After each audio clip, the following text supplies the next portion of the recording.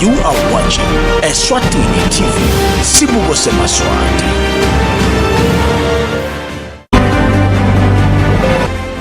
A very good afternoon to our viewers back at home, and a warm welcome back to your favorite teleeducation program, Home Study, live on Eswatini TV. My name is Nogwazi Dlamini. I'm hoping that you are geared up and ready for another day of learning, which is a Thursday afternoon, and this is what your Thursday afternoon looks like. From 2 p.m. until 2:30 p.m. we have religious education for the grades 1 and 2. From 2:30 p.m. until 3 p.m. we have social studies for the grades 3 and 4. From 3 p.m. until 3:30 p.m. we have English language for the grades 5 and 6. From 3:30 p.m. until 4 p.m. we have mathematics for the Form 1s and the Form 2s. From 4 p.m. until 4:30 p.m. we have chemistry for the Form 4s.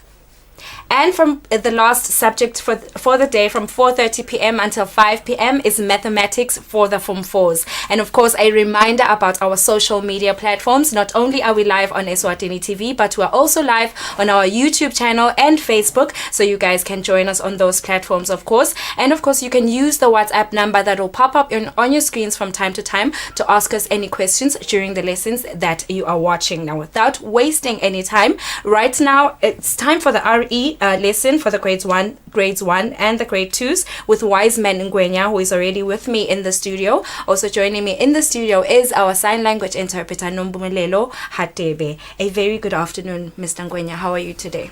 Yes, I'm fine, Nokwazi. How are you? I'm doing very well, thank you very much. Today in our RE lesson, we are doing places of worship. Yes. Please. What are you expecting your grade 1s and 2s to have learned by the end of this lesson? Okay, thank you so much, Nokwazi.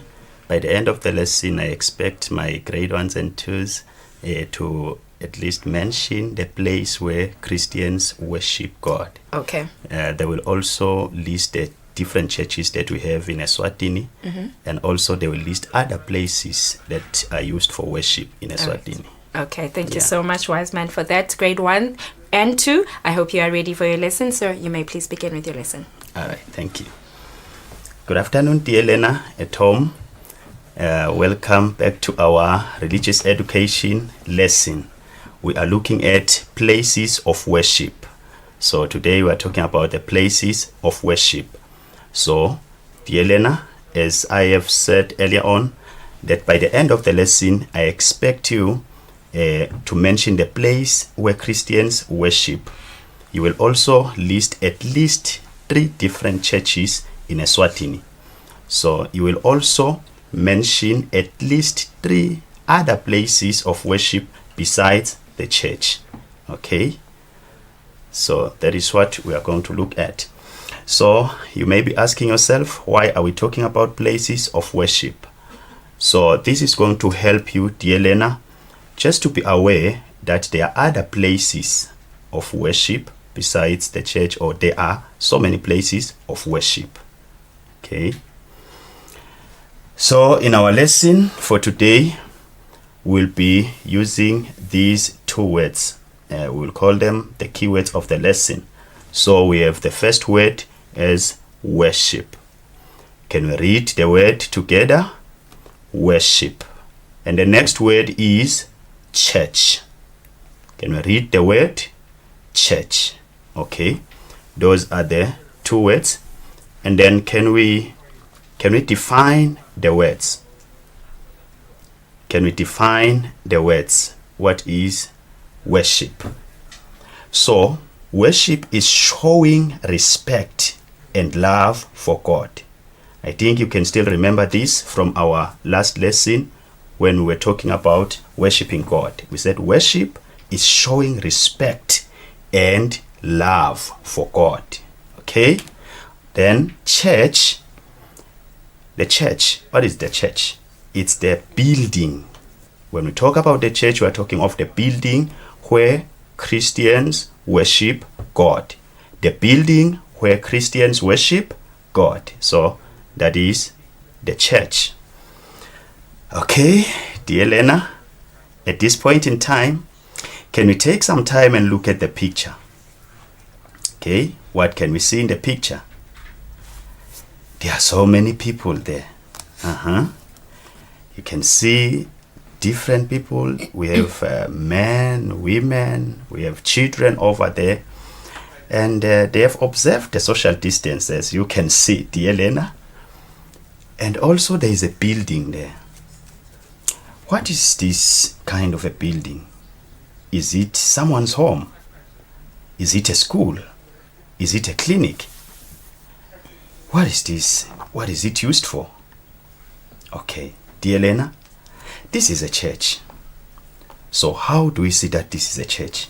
You can see there is a cross up there. Okay, so once you see the cross, then you know, oh, this is a church. We know that Jesus Christ died on the cross. So we usually use this sign to show that this is a church. So, dear Lena, all these people have come together around this house, and they have come just to worship in this building. So that is why today we are going to talk about the place or the places of worship. Okay? So look at this other beautiful building. I'm sure some of you, dear Lena, have seen this building at some point in time in Eswatini. Where is this building? Okay? This is the National Church at Enkanini. This is the National Church. Okay. So, this is the place where Christians in Eswatini will gather and worship God. They will gather here and sing songs, read the Bible, dance, just to worship God. Remember from our last lesson, we said when we worship, we sing, we read the Bible, we dance before God, just showing love and respect for God. So this is the place. So in Eswatini, we is the church. So we worship God, we go to church to worship God. So this is our church in Eswatini, where all the churches will gather together and worship. It is around Enkanini in Eswatini. Okay? But dear Lena, when we read the Bible in Matthew 18, verse 20, Jesus says, "For where 2 or 3 gather in my name, there am I in the midst of them."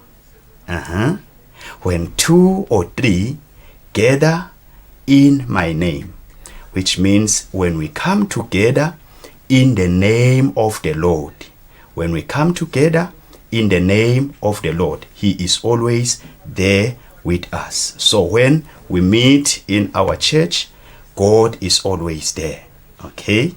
So also this means that when we meet together, whether we are 2 or 3, God is part of us, and that place now, because God is there, then it becomes a place of worship, because God is there. Okay? Dear Lena, I have shown you the National Church, and I said to you, all the churches in Eswatini, they meet in the National Church for worship, which means we have different churches in Eswatini. Okay? We have different churches. So we have the Methodist Church. It's one of the churches in Eswatini. We have the Roman Catholic Church. Okay? We have the Zion Christian Church, which is the ZCC. We have the Church of the Nazarene. We have the Evangelical Church, the Anglican Church, the Lutheran Church, the Seventh-day Adventist Church, just to name a few. There are so many. You also have your own church. On Sundays, you go to church. So we all have our different churches. There are so many different churches in Eswatini. Okay? Now, this is one of the oldest churches in Eswatini. Can you look at this picture? Some of you have seen this church in Eswatini. So this church was Mahamba in the Shiselweni region. It is the Methodist Church. This is the Methodist Church. It is the oldest church in Eswatini. The oldest church. Before there was any other church. So this one was there. Okay? It is in the Shiselweni region. We also have the Church of the Nazarene. We have the Church of the Nazarene. There is one around Manzini. It is called the Sharp Memorial Church. Some of you may have seen it when you are going to hospital at Nazarene. You may have seen it. It's the Church of the Nazarene. Okay. We also have the Roman Catholic Church. Maybe you have seen this building around Manzini, the Roman Catholic Church, which is called the Cathedral. That is the main Roman Catholic Church in Manzini. It is called the Cathedral. So this is one of the churches in Eswatini. As I said, there are so many. There are so many. Okay? So, dear Lena, now let us look at Acts chapter 17, verse 24. Bible says, the God who made the world. The God who made what? The world.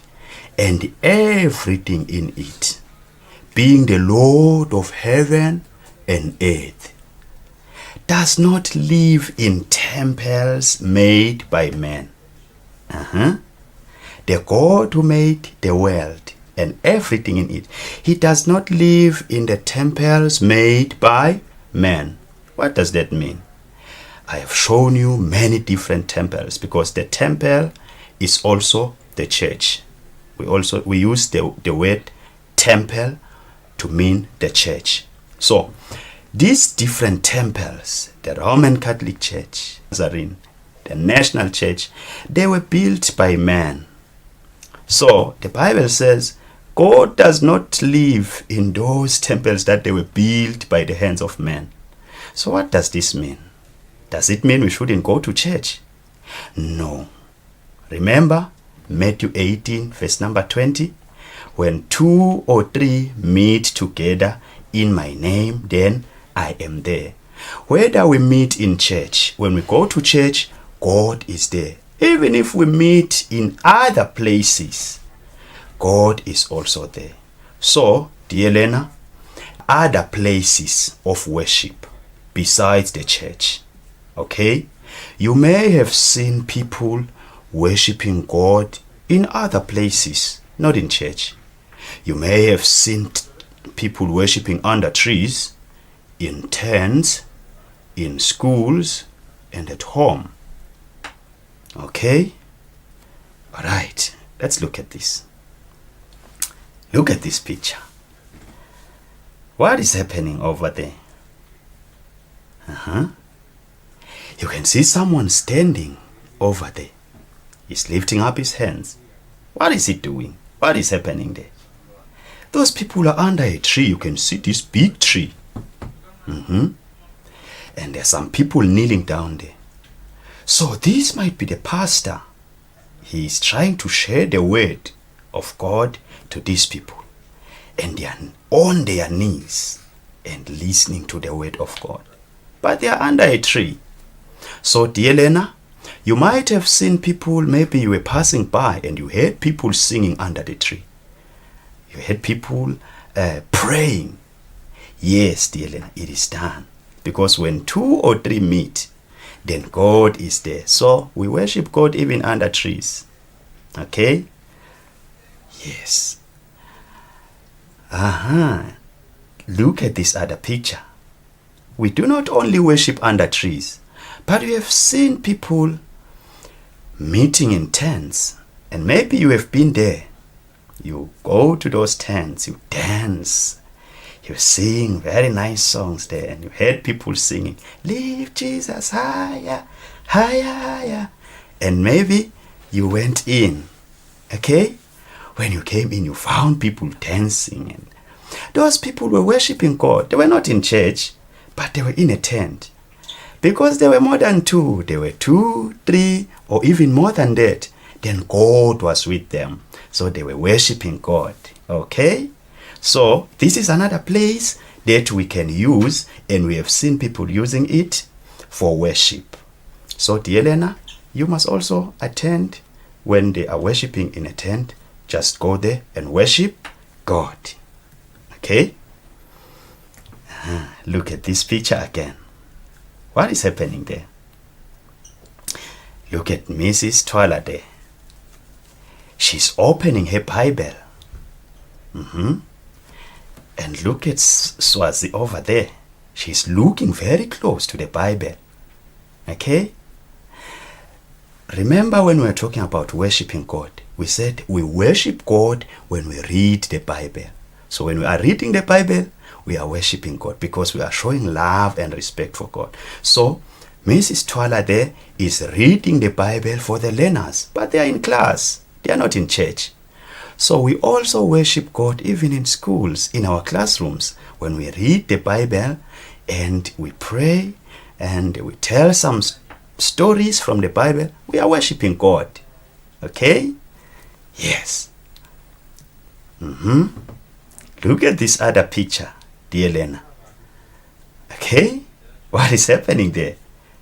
I'm sure you can remember those days before COVID-19. You used to go to school and go for assembly in the morning. Okay? And then you used to sing very nice songs over there. You used to sing and dance. So look at this picture. They were at assembly. And there are some learners there. Those learners were saying their verses. Okay? There is Skinsego over there.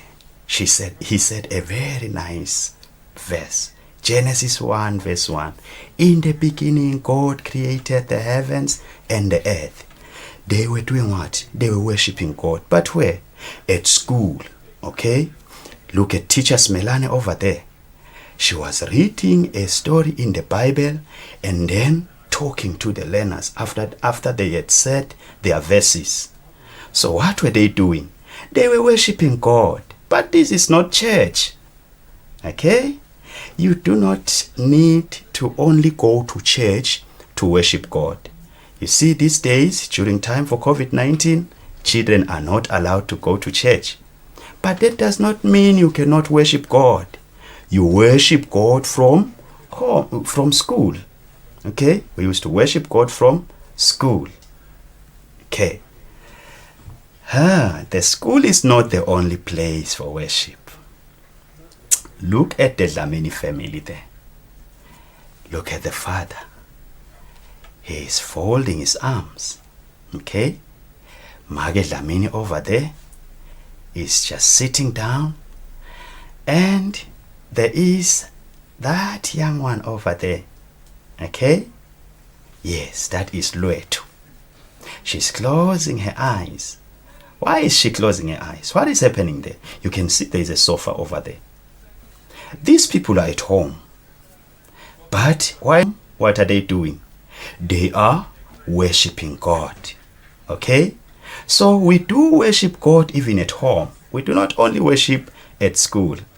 You may not be able to go to school. You may not be able to go to church. But that does not mean you don't have to worship God. You worship God from home. So, dear Lena, always before you go to sleep, just tell your mom, Mother, it's time to worship. And then you start a song. We lift him higher, higher, higher. When the praises goes up, his glory comes down. And then you will be telling them that now it's time to worship. And then they will close their eyes. You pray together. Sometimes you read the Bible. Okay? You must do it. So this is another place of worship. We worship God from home. Good. Good. Dear Lena, in our lesson for today, we have discussed the places. Okay, we said the place where Christians worship God, it is the church. It's called the church. The place where Christians often go to worship God, it is the church. But there are different churches in Eswatini. Okay? Remember, you have seen beautiful pictures showing the different churches in Eswatini. We have the Methodist Church, we have the Catholic Church, we have the Evangelical Church, We have the Church of the Nazarene. And so many other churches. You can even put the name of your church there. It's also a church. It's just that I cannot write all of them here. My screen is very small. Okay? And remember, I also showed you a picture of the national church. We are blessed in Eswatini. We are all allowed to go to church. Even if you cannot be in these churches, at least the national church is there. You can go there and worship God. Alright? And then there are other places of worship. Other places of worship which include what? Tents. You have seen people worshiping in tents. Okay? Some people, they worship God under trees. Okay? And we worship God at school. Also, we worship God at home. Okay? We do not only worship in church, but we worship in tents, under trees, in schools, and at home. Okay? When we come together, worship God. So let us just do it anywhere, because God will always be with us. Now, dear learner, let me check if you were following the lesson. So, you are going to use the following words to fill in the blank spaces. You are going to use the following words: the national church, God, church. Okay? Now, this is the first sentence. Christians usually go to worship dash in dash. So, where do Christians usually go to worship? And then the next question is, all the different churches of Eswatini can go to worship God at? So, you are going to give me the answer there. I hope you are just thinking of the answer. So, in question 2, you are going to tick a church in the following places that have been listed here. Mavuso Trade Center, is it a church? The Methodist Church, the Roman Catholic Church, Somhlolo National Stadium, the Evangelical Church, the Zion Christian Church. So we are going to tick. Okay? And then the last question, you will mention 3 other places of worship. You will mention 3 other places of worship.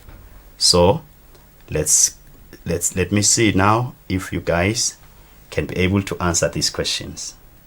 So, did you get the answers for the first question? Christians usually go to worship God. They usually go to worship God in church. So they worship God. So here you put what? God in church. Okay? So that's it. All the different churches in Eswatini can go to worship God at the national church. So they can go to worship God at the national church. Okay? I think you got that one correct. So now, which one is a church? Is Mavuso Trade Center a church? No, it's not. That one is not a church. The Methodist Church, yes, that one is a church. Okay? The Catholic Church, yes, that one is a church. Somhlolo National Stadium, is it a church? Oh no, yeah, you can even see with that. It's a stadium, it's not a church. Okay? Then the Evangelical Church, yes, that one is a church. The Zion Christian Church, yes, that one is a church. Okay? Good. Let us look at the last question. Let's look at the last question. You will mention 3 other places of worship. Okay? Besides the church, where can we worship God? So we worship God in tents. We use what? Tents to worship God. We worship God under trees. Okay? Under trees we worship God. Also, where do we worship God, dear Lena? We can worship Him at home. Okay? So those are the places of worship. So, dear Lena, that was it for today. I hope we'll meet next time in our... Thank you so much, Nokwazi. Thank you so much, Mr. Ngwenya, for your lesson. It was really, really informative. We're hoping your grades 1 and 2 enjoyed it, and we wish you a lovely day ahead. Okay, thank you so much. Grades 3 and 4, please get closer to your screens. Up next is your social studies lesson with Nondogozo Mashwama. We will be right back after this.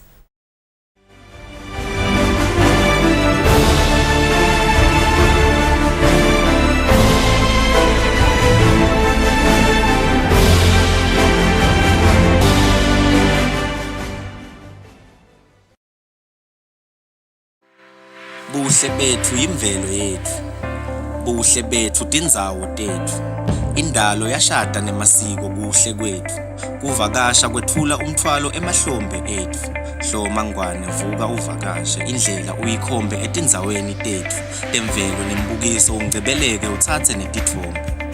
Lalela ke nangu sonkondlo waseswatini akutekela, ayibeka indzaba ayihlela, kuhle kwelijaha lishela ngiyakutshela, diningi tindzawo longativakashela, hloma ngwane vuka uvakashe la, phana lapha kuvakasha kuyayelapha enhlitiyo kanye nemicondvo kuyawuphumuta, kuqinisa buhlobo nebungane losebundenga ndenga, with a trip to Mandenga Falls or a sip among friends of Sibebe Brew on Sibebe Mountain, or perhaps your cup of tea is backpacking and horse riding, sightseeing the seamless streams and springs that stream across the gorgeous valleys of the mountainous kingdoms of Eswatini. We have you covered. Hloma ngwane vuka uvakashe, buhle bethu yimvelo yethu, buhle bethu ngabuthola nasebantwini bethu.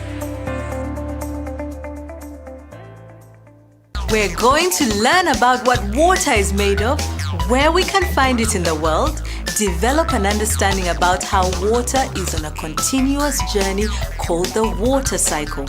Are you ready? Let's go! How do we hear? How do we see? What makes up the air we breathe? How does a plane fly over the sea? How do the planets float so weightlessly? Let's go! Let's go! It's technology. Let's go! Let's grow! Science, you and me. Let's go! Let's know! We're learning every day. Let's go! Let's grow! Engine leads the way.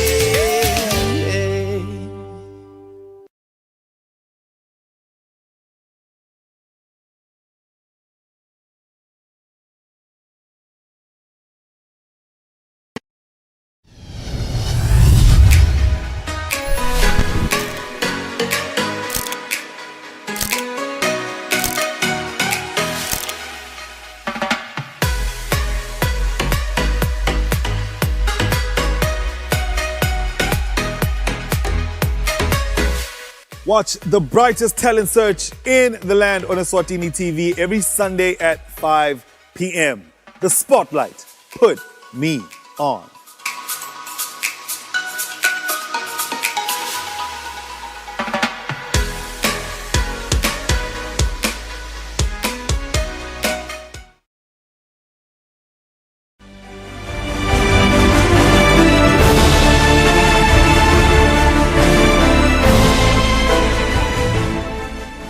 Welcome back to Home Study live on Eswatini TV. A very good afternoon to you if you have just joined us. My name is Nokwazi Dlamini. Right now it's the grade 3 and the grade 4's turn to do social studies with Nondogozo Mashwama, who is already with me in the studio. Also joining me in the studio is our sign language interpreter, Nomcebo Dlamini. How are you today, ma'am? I'm very well, thank you, Nokwazi. I'm doing well too. Thank you. All right. Today we're doing transport and communication, right? Types of business. Oh, sorry. My bad. Types of businesses. What are you expecting your grade 3 and your grade 4s to have learned by the end of this lesson? Nokwazi, before I move on to the objectives, I would like to mention that this is a continuation of what we learned in our last lesson. So by the end of the lesson, I expect the learner to name 3 types of businesses. Okay. Secondly, I expect them to describe the 3 types of businesses. Thirdly, I expect them to give examples of each type of business.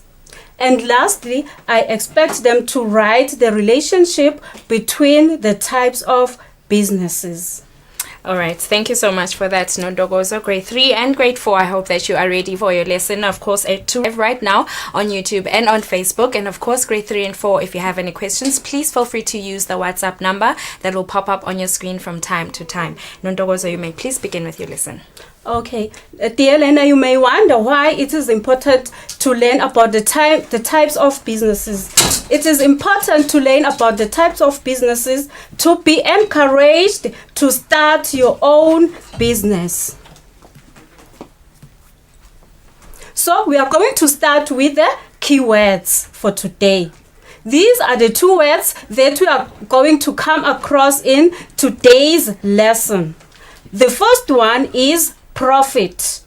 Profit is the extra money people get when selling something for more money than when they paid for it.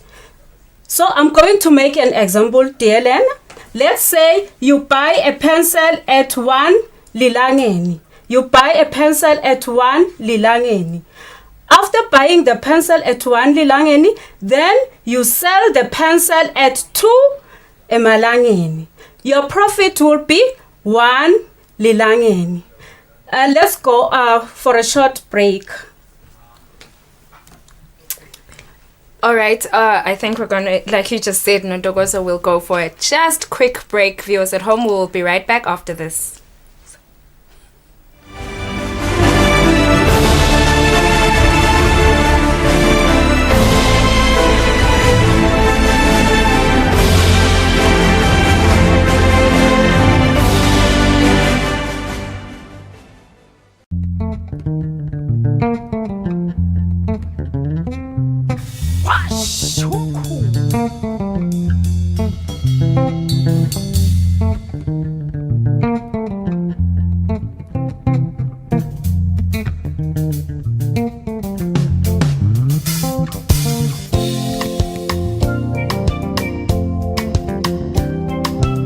Are they yours? Ungabukela ke washa umkhukhu every Sunday at 3 p.m.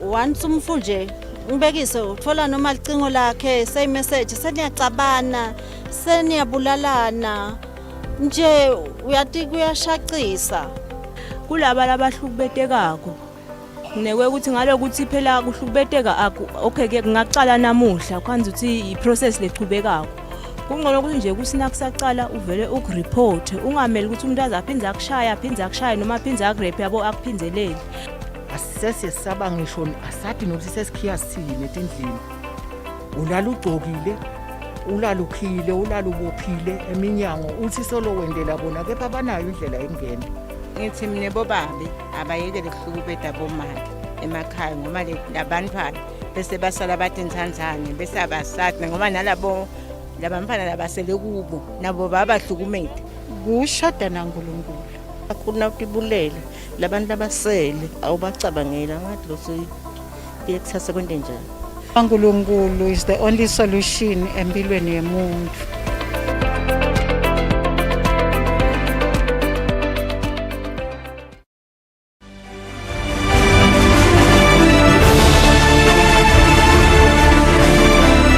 Welcome back to Home Study on Eswatini TV. Right now we are busy with the grade 3 and the grade 4 social studies lesson with Nondogozo Mashwama. You may please continue with your lesson, ma'am. Welcome back, dear learner. let's move on to the second word, manufacture. Manufacture. To manufacture is to make new goods. To manufacture is to make new goods. As I said earlier on, that this is a continuation of our last lesson. Let's look at what we talked about in our last lesson. In our last lesson, we looked at businesses, and you were encouraged to start your own business. You were encouraged to start your own business. Then we talked about, we defined the business. We said business, it was trade or the buying and selling of goods and providing services in the community. We defined trade as buying and selling goods and providing services in the community. We also looked at reasons why people do businesses. We said people do businesses because they want to make money. We also said they want to grow their businesses. Finally, we said the reason why people start businesses is because they want to satisfy other people's needs and wants. We also gave examples of bad businesses. We said selling taha is a bad business. We also talked about selling stolen items. So, as I said earlier on, that we started this lesson before. So, this is a continuation. So, dear Lena, may you please give examples of businesses that is found in your community. So, I know, dear Lena, that some of you may mention shops, baking bread, providing security, teaching children, sewing clothes, butchery, nursing the sick, and selling fruits and vegetables. Now, dear Lena, as we have listed the businesses that is found in our communities, now let's group them according to the type of businesses they belong to.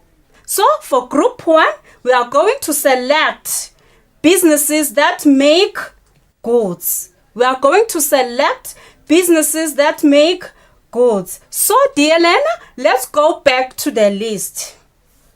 The first one is shops. Shops. Do shops make goods? No. Then let's move on to baking bread. Baking bread. Dear Lena, that is a good example of the first group because here they make bread. They make bread. Then let's move on to providing security.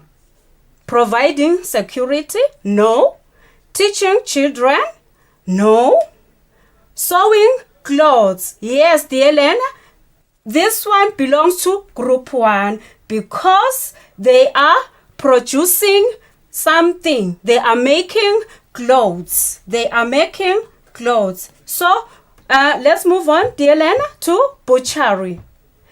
No, because the owners of butcheries buy cows from farmers, so they do not produce goods. Then, nursing the sick? No. Selling fruits and vegetables? No, because they buy the fruits and vegetables from farmers. So for group 1, we are left with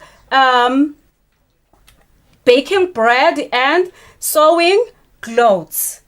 This group is for businesses that make things or goods. That's called the manufacturing business. The manufacturing business. In the manufacturing business, some of the goods are made in factories. What are factories, dear Lena? Factories are big places where workers use machines to make goods. Factories are big places where many workers use machines to make goods. So, dear Lena, let's look at this picture. Dear Lena, this is a bakery, as you can see. A bakery is a place where they make items made out of flour. Things like bread rolls, muffins, and pastry. So in this diagram, we see that this lady is busy with, they are baking what? They are baking bread. As you can see, dear Lena, this one is ready to be taken to the shops. This one is ready to be taken to the shop. So, dear Lena, this is an example of a manufacturing business because they are making something. In this case, they are making bread. They are making bread. So, let's move on, dear Lena. People who own small manufacturing businesses usually make their items by hand or using simple tools. People who own small manufacturing businesses usually make their items by hand or using simple tools. So, let's make an example with our parents. Some of our parents make traditional necklaces, which is well known as liqebesha. They make a maqebesha. They are under the small manufacturing businesses. They use their hand. They only use their hand, thread, and also the beads, buhlalu, to make the necklace. They belong to the small manufacturing business in that way because they are using simple tools. Then we are going to move to the second group. When the goods have been made in the manufacturing business, they are taken to selling and buying centers such as shops, butchery, and supermarkets. These goods now are made in the manufacturing businesses. They are not kept there. They are taken for selling and buying centers such as shops, butcheries, and supermarkets. So in the list that we made before, we have the selling of fruits and vegetables. The selling of fruits and vegetables. These fruits and vegetables are bought from the farmers. These fruits and vegetables are bought from the farmers. We also have examples of shops, butchery, and supermarket. Oh dear Lena, we know that from the butchery we get meat. From the butchery we get meat. Where do they get the meat? Do they keep the cattle? No, they buy the cattle from farmers. In that way, they are not They are not in the manufacturing business. We will see later in which type of business they belong to. So, dear Lena, this is an example of a supermarket. This is an example of a supermarket. As you can see, dear Lena, there are different goods that are found inside the supermarket. And you can see that these customers are from the supermarket.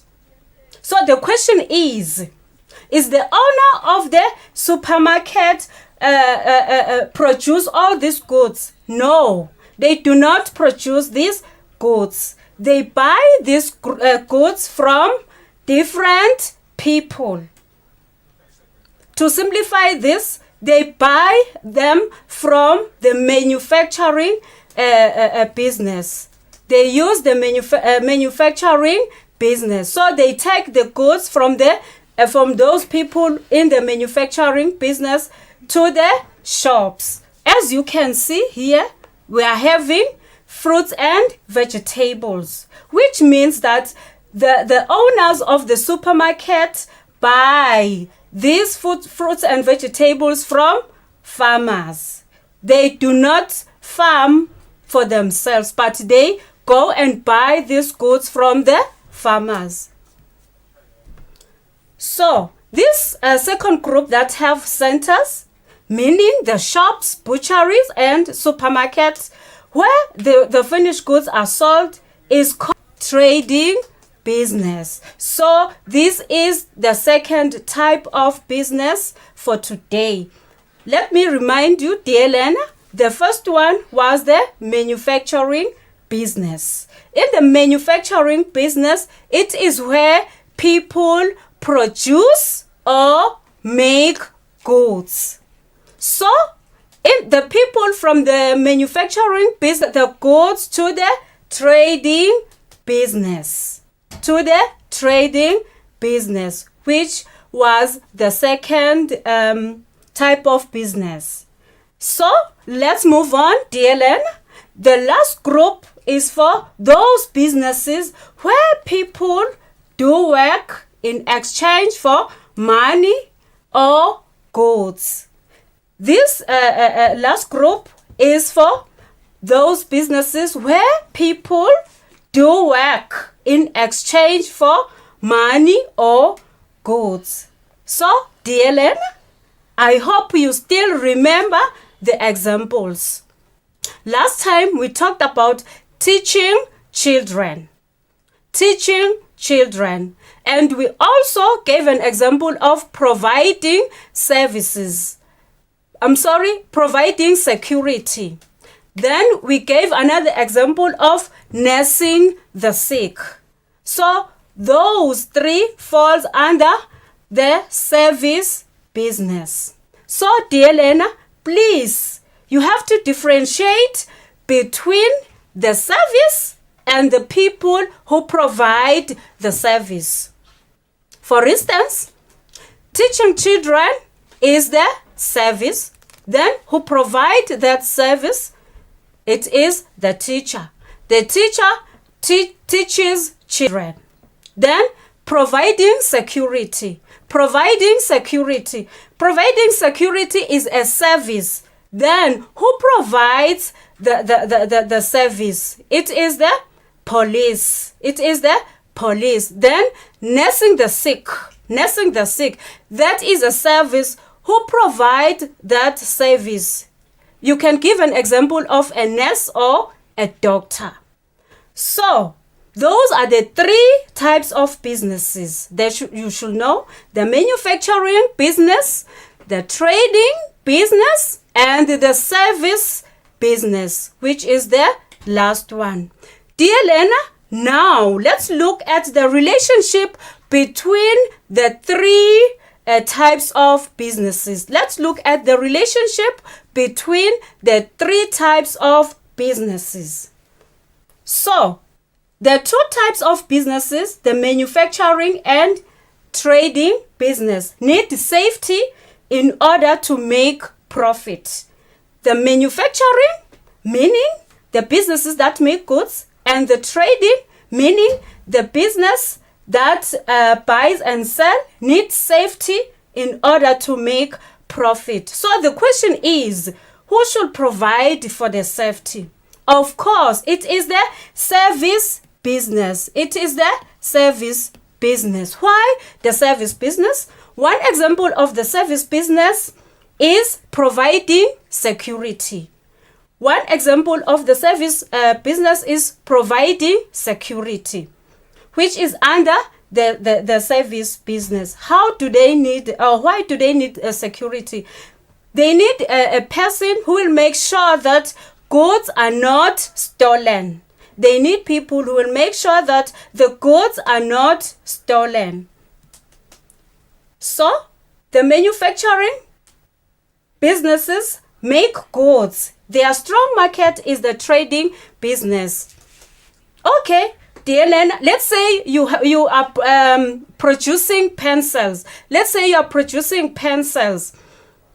You need people who will come and buy your pencils, then take those pencils to the centers that we talked about. In other words, the manufacturing business needs the trading business. The manufacturing business needs the trading business. Because if the trading business is not there, then who is going to buy the goods? Then the trading business may have good structure and market, but if there is no source, meaning the manufacturing business that has enough produce of their goods, they have nothing to sell. They have nothing to sell. Okay, let's move on, dear Len. Let's look at the summary. Let's look at the summary.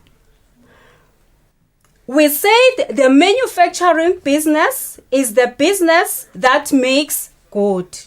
We said the manufacturing business is the business that makes goods.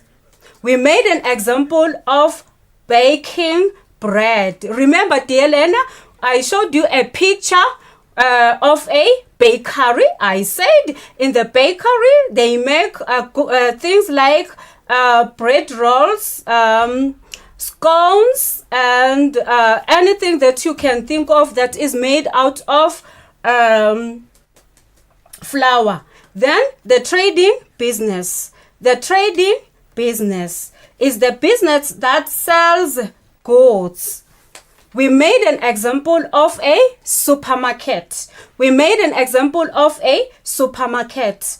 Another example may be the butchery that we talked about, and also the shops. We also talked about shops. Then the service business is the business that provides help for people in return for money. Service business is the business that provides help for people in return for money or goods. An example is nursing the sick. Dear Lena, please remember to differentiate between the people who provide the service and the service in itself. So, nursing the sick is an example of a service. Teaching children is an example of a service. Providing security is another example of a service. Dear Lena, now that you have learned about the types of businesses, now here are questions to test you on what you have learned. The first question is, list 3 services provided in your community. List 3 services provided in your community. The second one is, which type of business provides help for people in return for money or goods? I repeat, which type of business provides help for people in return for money or goods? Then the last question. The manufacturing business is important. The manufacturing business is important. Do you agree? Do you agree? Support your answer with 2 points. So, in the last question, dear Lena, what you're expected to do is to first read the statement. The statement is, the manufacturing business is important. So, you first answer if you do agree or you don't agree. Then you support your answer with 2 points. You don't end by disagreeing or agreeing. You have to support your answer with 2 points. Dear Lena, I would like to encourage you, as I did before, to start your own business. Who knows, maybe one day you may own a supermarket. This is the end of our lesson for today. I hope you prevent yourself from the coronavirus. Thank you. Thank you so much, Teacher Mashwama, for that and those encouraging words at the end. We're hoping your grade 3s and your grade 4s enjoyed the lesson, and we're wishing you a lovely day. Thank you so much. All right, Okay, thank you so much, grade 5 and grade 6. I hope you are ready for your next lesson, which is English language with Mr. Themba Dlamini, which will come up right after this.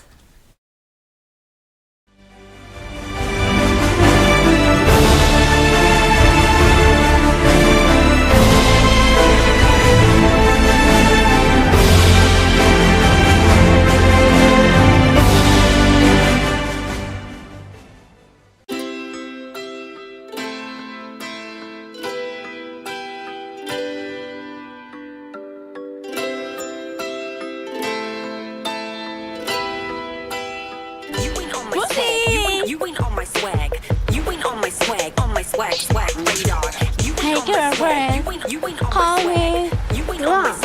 Hey, my name is Gigi Cunningham. And Gigi's a movie star I haven't seen in my life. I came here to say hello everyone.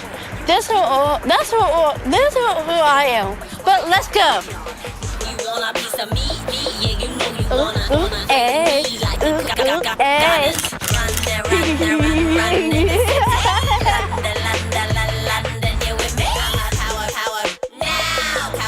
with the boom, boom, pow.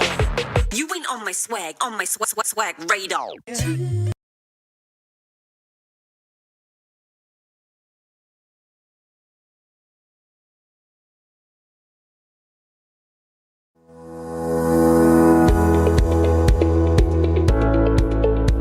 Why should we pay our TV license? The content on our local television is actually more up to date. The industry is enhanced. It is a criminal offense not to pay your TV license and attracts a fine of 500 emalangeni or 6 months imprisonment. And the industry is definitely blue, ladies and gentlemen. So that's what we have for you. But we'll be right back just after the break and we'll give you more of Miss V. Pay my TV license. That's why I can enjoy the benefits of an enhanced industry and keep track with recent transformation. Mommy, who pays for a TV license and what are they paying for? The owners of TV set and a gadget with a tuner like DVD set have to pay. Pay your TV license at NetBank with the details provided on screen.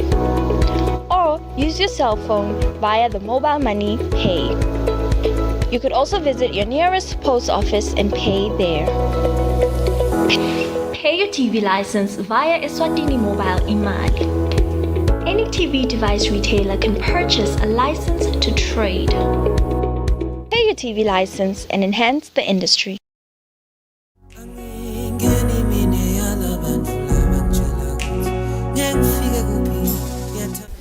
Malangeni lamahle, gama lami ngingisanziso ngwakamathebula. Sibambisene nembutfo wembube kulwa nekutibulala nekubulalana kwesive. Sithi-ke umuntu lodzinga lusito kuloku akakhone kuya emaphoyiseni noba akhulume nemuntu lamthembile. Sincenga sive ukuthi asiugweme lo mkhuba wekutibulala newekubulalana.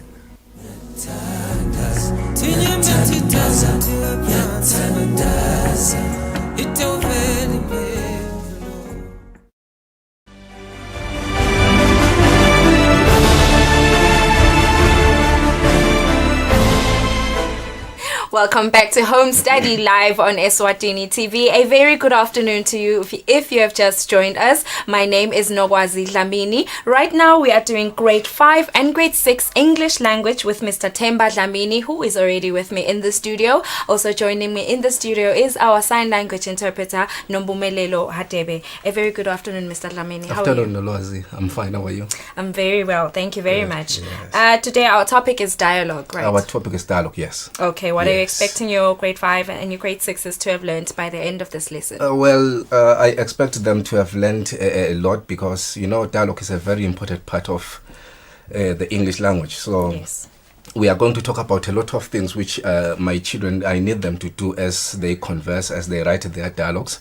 So yeah, they are going to learn a lot of things as we continue. All right, let's hope they're going to Yeah. learn and Yeah. enjoy this lesson in particular, grade 5 and grade 6s. A reminder that we are live right now on YouTube and on Facebook, if you guys can join us on those platforms. And of course, if you have any questions, please feel free to use the WhatsApp number on your screens. All right, sir, you may please begin with your lesson. Thank you very much, Nogwazi. May I take this opportunity to greet my grade 5s and grade 6 back at home. So today we are here, we are going to be learning about dialogue. That is, we are going to look at what is this dialogue exactly. And we are also going to look at how exactly can you make a good and a proper dialogue. Before we can begin our lesson, let us just look at why exactly do we need to do this lesson. So we are going to look at the rationale for our lesson today. So we are saying we are doing this lesson, that is to say we are doing dialogue so that we can equip you with the ability and skills to be able to select and to be able to appropriately use language in a conversation. So here we are looking specifically at select and appropriately use, because we want to see you good people using language in a good way. And then again, we want to help you know how to better express yourselves, both in formal and in informal situations. So you don't need to just express yourself anyhow, but you need to express yourself in a certain manner. Also, we want to help you follow the rules of writing proper dialogues. Here we are saying we want you to know the rules. Remember, here on earth there is nothing that doesn't have rules. So even this dialogue that we are talking about today has rules. So we are going to look at those rules on how exactly or what rules do you have to follow for you to produce a good dialogue. Now let us look at the objectives of our lesson today. So here we are saying, at the end of this lesson, I expect you to be able to define what a dialogue is. So it is important that as we talk about a dialogue, we should know what this dialogue is. So we need to be able to define a dialogue, and also you should be able to write your own dialogues so that you can have learned what a dialogue is. We have learned how to do a dialogue. So at the end of the day, you should be able to do your own dialogues. So we need this following material. That is, we need your textbooks, we need a pen, we need an exercise book so that we can be able to do this lesson. Now, before we can go forth to look at the definition and also maybe to look at how you can do a dialogue properly and well, let us just start by looking at this example here, at this example of a dialogue. And then after we have done this dialogue that is in front of me here, we are going to use this same dialogue to derive the meaning of what a dialogue is. So we are all going to read the dialogue. I'm going to beam in front of me here.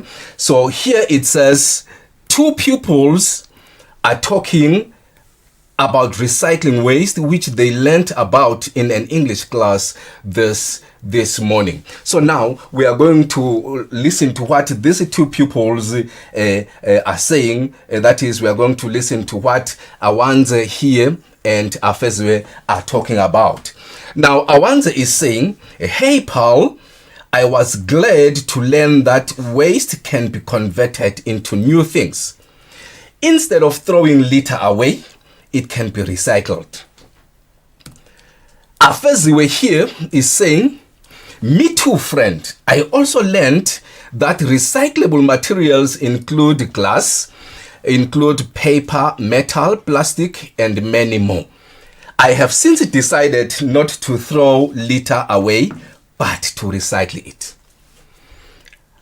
Awanze here is saying, you know, today was my last day throwing litter and burning it. I want to do plastic mats and sell them to get money.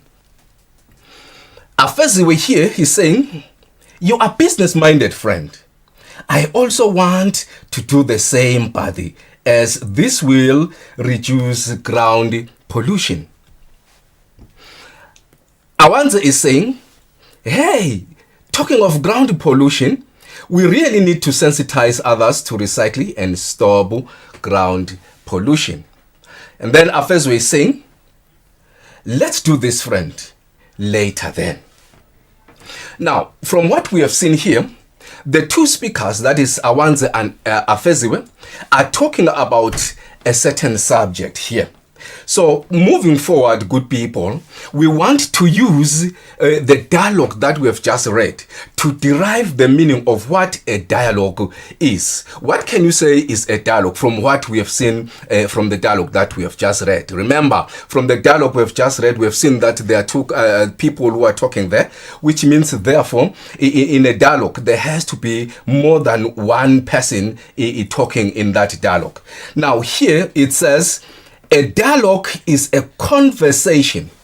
So these people, when it says a conversation, these people are talking, they are conversing. So a conversation is a dialogue is a chat between two or more people. It means therefore for it to be a to be a dialogue, there has to be more than one person involved. And we are saying it can be about one subject or about different things. That is very important. You might find that the people are talking about just one thing, or you might find that the people are talking about this thing, are talking about this thing, or are talking about this other thing.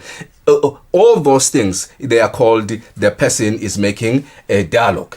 And then here, the dialogue we do here is between two people. Remember, in the definition, we said it can be between two or more people. Still, that is a dialogue. But the one we are doing here, good people, is always going to be between two people. Don't confuse that. The dialogue we are doing here in grade 5, 6, and 7 is always between two people, not more than two people. Now, from the dialogue we read between Awanze and Afeziwe, I just want us to look at what observations did we do as we were reading that dialogue. Now we are saying we have observed that there are two speakers. That is very important. It means therefore when there is when it is a dialogue, the one that we are doing here, it's in our schools, the speakers there, they have to be two all the time.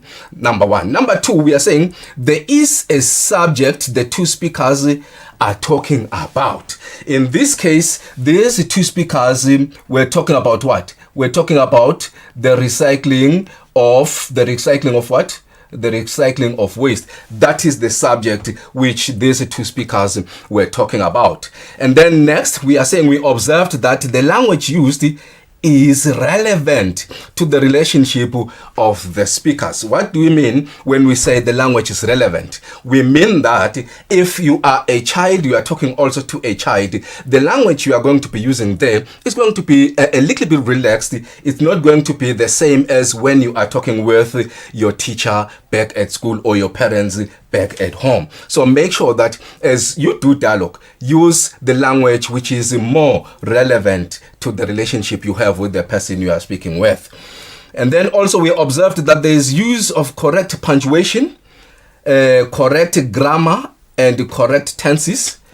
So this is important because we are saying if you have used wrong punctuation, it leads to the other person not understanding what you are saying. If you have used the wrong grammar and you have used wrong tenses also, it makes the meaning not to be clear. So it is important that you do everything clearly. Now, let us look at types of dialogues. Because these dialogues we are talking about, they are not the same. So we are saying here, we have got two types of dialogues. And these types of dialogues include the freestyle dialogue, and also it includes the guided dialogue. So these two are the two types of dialogues that we do in our level. Now, what is important here is for us to make a distinction now between a freestyle dialogue and a guided dialogue. Let us know what makes those two dialogues differ from each other. Now, as the name suggests, freestyle dialogue, what does it mean? It means, therefore, that you are going to find that you have been given the what? You have been given the subject at the top. Now, for you to write this freestyle dialogue, you are not limited to one topic. You can choose whatsoever topic you want to write. For instance, let us say you want to talk about a bicycle. Let us say the subject here is bicycle. So you are not limited to talk about the history or whatsoever about bicycles. You can choose to talk about the history of bicycles. You can choose to talk about the importance of bicycles. You can choose also to talk about whatsoever that pertains to bicycles. You are free there. But when it comes to guided dialogue, in guided dialogue, again, as the name or the word here suggests, you are guided from the top to the bottom. You do not have you do not have the right to choose whatever topic you want to talk about there. For instance, if you have been given a subject about bicycles and then you are going to be channeled to talk about one topic, for instance, if they want to talk about the history of bicycles, they are going to channel you from top to bottom, that you are going to talk about the history from top to bottom. You cannot jump and talk about the importance of bicycles. Now, I want us to look at the different structures of these two types of dialogues, because these structures are not the same. But one thing is similar between the two dialogues. That is to say, if you look at the freestyle dialogue and also the guided dialogue, one thing is similar. We are saying that one thing that is similar are the rules which are used as you are doing this dialogue. They are not different. You apply all of them in both composition. What differs is the structure. Once you open the paper in the exam or whatsoever, and you see this structure, you are going to know that, oh, this is a freestyle dialogue, or this is a guided dialogue. So this is the structure now of a freestyle dialogue. You are free here to choose whatever topic you want, to do. For instance, here they say two grade 5 pupils are talking about bicycles, which they learnt about in the English class in the morning. So there are two children here. There is Nomsa and Spiwo. Nomsa is saying, "Hey buddy, I was so surprised to learn that bicycles have long history. I thought the ones we have today are the first ones." Now, in the second speaker, Spiwo is not saying anything. So it is left up to you now to choose what you want to say.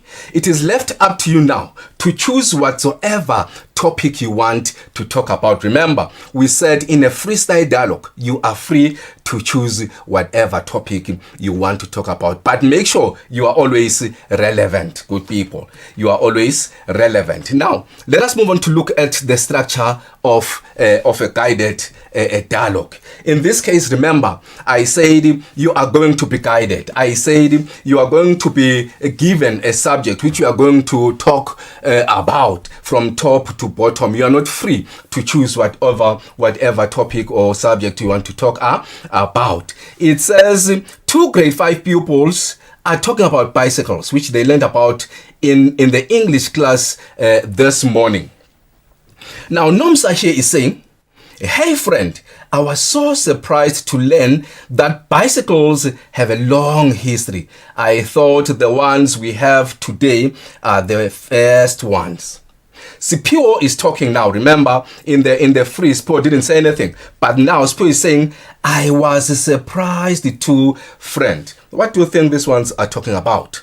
So these ones, because it's Pio is saying our surprised two friend, it means they are going to be talking about the history of bicycles, the evolution of bicycles. So we are not expecting them to talk about maybe the functions or whatsoever, but they are going to stick to what they have been given here. Nomsa here is saying, I couldn't believe that the first bicycle didn't have pedals, steering and brakes, and that it was moved by the rider by his feet on the ground. Still, this is showing that the two children are talking about the what? Are talking about the history. And we expect Spio here again to say whatever he or she wants to say, but it has to be in line with the history of bicycles. And then Nomsa here is saying, but how did riders travel in a bicycle with uneven tires? A big tire in the front and a small one at the back. It was uncomfortable. Still, they are talking about the history of bicycles as to what happened when bicycles began up to the ones that we are having again now. Spiwo here is going to say something again in line with the history of bicycle. Nomsa is saying, how I wish to have a ride of the old bicycles. Anyway, later buddy. What you have observed here is that the two speakers in the guided dialogue, they are talking about one subject, good people, from the top to the bottom. They didn't choose to move out of the given topic here and talk about whatever they wanted to talk about here, but they were guided from top to bottom. So that is very important for us, good people, to know the difference between these two dialogues, that is the freestyle dialogue and the guided dialogue, so that as you write these dialogues, you know what to expect and you know what not to do in these two types of dialogues. Now, at first I said everything here on earth has got rules. So the same thing applies here. When you are doing a dialogue, you have to follow some certain rules. So now we are going to look at some of the rules which are very important when you are doing a dialogue. So now let us look at rules for doing a proper dialogue. So the first rule here is saying you should be able to identify the keywords from the question statement, and this will help you know who your audience is and what the subject is. So when you are doing a dialogue, good people, it is always important that you read the question statement that has been given to you thoroughly. And then once you are able to read it thoroughly, you are going to be able to know who your audience is. In this case, when we are talking about audience, we are not talking about those people, say maybe you are having a debate, those people who are sitting on the floor listening to your arguments, but we are talking about the person whom you are talking with. We say that person is your audience. So we are saying reading the question statement thoroughly helps you to be able to identify your audience. And we are saying once you are able to identify the audience, remember I said language here is very important. Once you are able to identify your audience, also you are going to be able to choose which language you are supposed to use. Remember, I said you should use appropriate language to the relationship you have with the person. For instance, if you are making or you are having a dialogue with a friend, that language you are going to be you are going to use there is far different from the language you are going to be using when you are talking with the teacher. So make sure that you are able to identify your audience. Your audience is going to be to help you be able or be in a position to choose the most appropriate language. Language is very important, good people, when you are doing dialogue. And then number 2, we are saying you should be able to identify the language suitable to the relationship you have with your audience. That is very important. We have just talked about it, whereby we say friends can speak casually with each other, but language changes when you talk with an older person. This is very important, good people. It needs no emphasis. We all know that you cannot talk howsoever with any person. You have to choose the language you use with the different people you talk with. Number 3, we are saying your language should include, your dialogue should include 2 speakers. We did mention that this dialogue we are doing here has to have 2 speakers. So make sure that your dialogue has 2 speakers. In the dialogue we did at first, there was Afeziwe and Awanze. So there are 2 speakers there. The dialogue should have 2 speakers. And we are saying these 2 speakers should take turns to speak. We remember we are not singing when you are having a dialogue, so we cannot all speak at once. So we must give each other turns to speak. Allow the first speaker to speak and finish when she is done speaking, and then that is when you can begin talking. So that is what is known as turn taking. Give each other turns to speak. And then also we are saying use figures of speech to spice up your dialogue.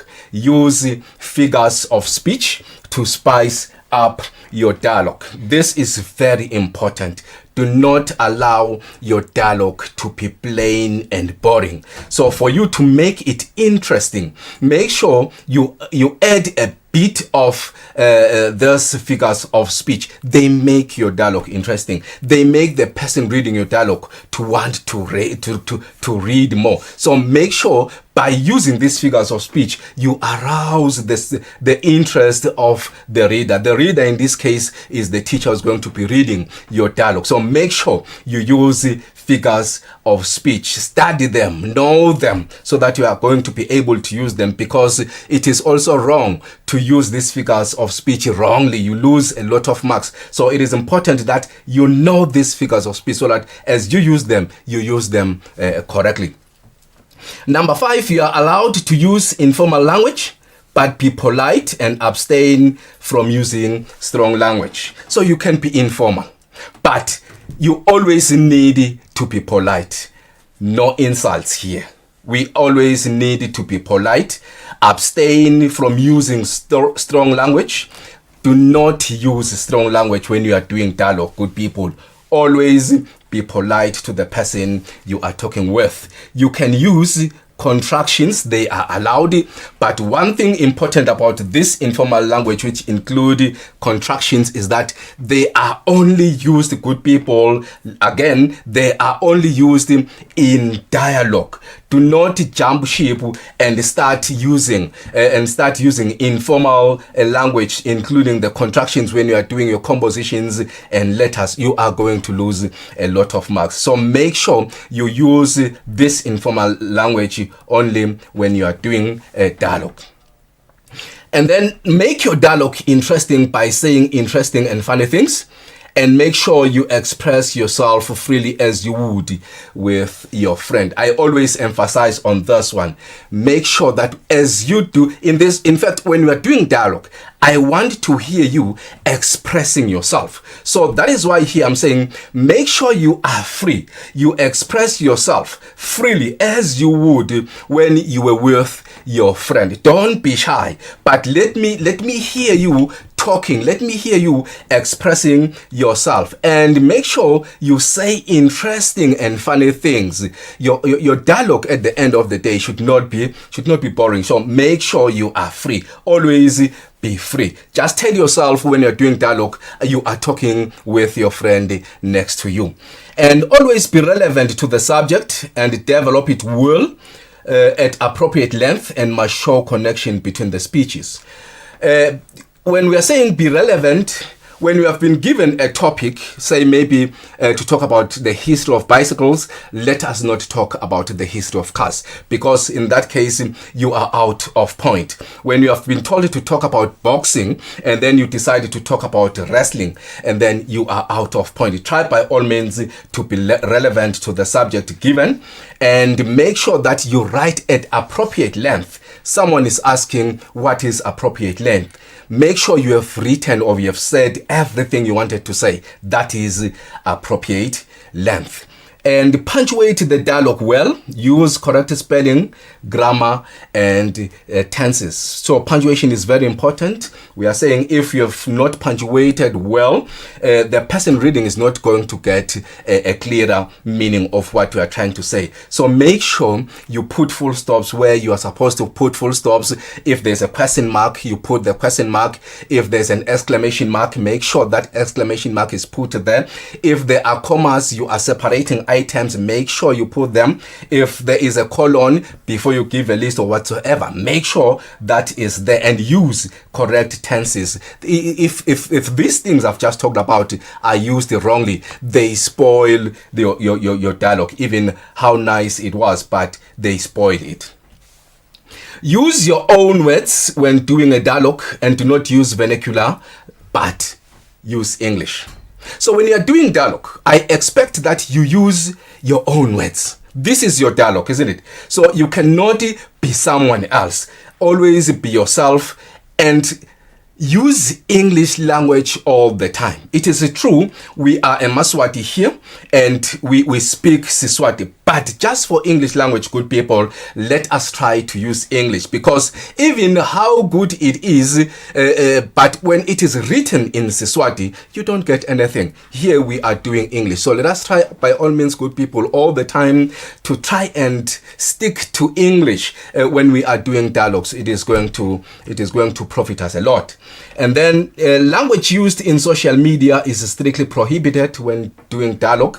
I think you know most of this language used in social media more than myself. So just stop using social media language when you are doing dialogue. In fact, when you are just writing any text, just stop from using social media language. And then lots of grammatical mistakes and being out of topic makes your dialogue difficult to understand, or it complicates meaning. Now, before I go, good people, let us just look briefly at what we have learned today. We have tried to define what a dialogue is. I want you to define that dialogue back at home. I'm not going to define now.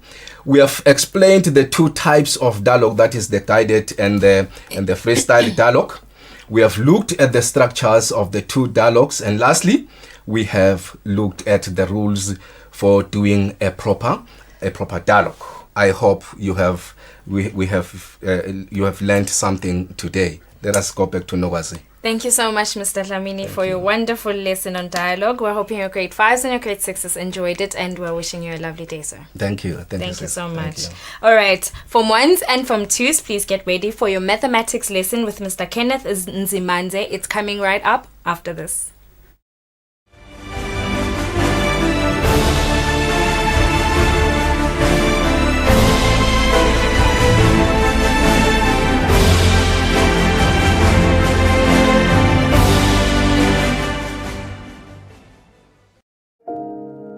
Babelocotfo simbona ngetento takhe.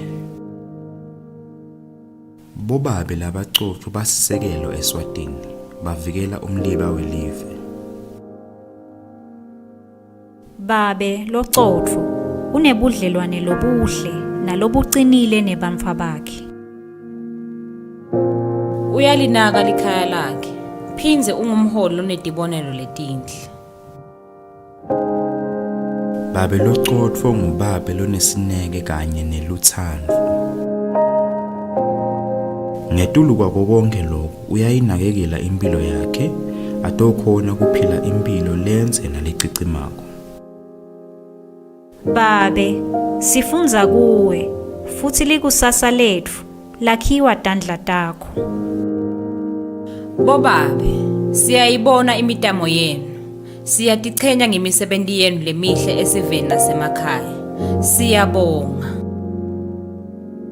Singu-Standard Bank ne-American Embassy kanye nenhlangano kwakha Invotsa sifisela bonke bobabe Eswatini losuku loluhle mhla ka-19 November 2020. Sithi Happy International Men's Day.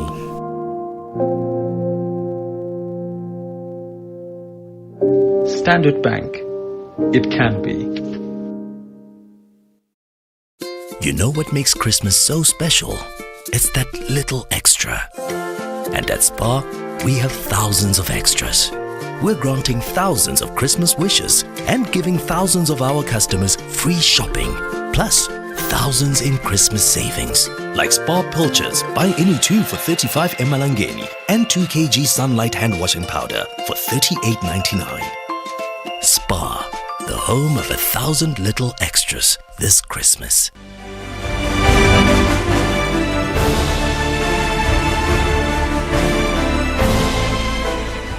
Welcome back to Home Study Live on Eswatini TV, your favorite teleeducation program. A very good afternoon to you if you have just joined us. My name is Nogwazi Dlamini. Right now we are doing Form 1 and Form 2 mathematics with Mr. Kenneth Nzimanze, who is already with me in the studio.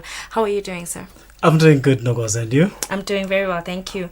Today we're doing bearings. Yes. What are you expecting your Form 1s and your Form 2s to have learned by the end of this lesson?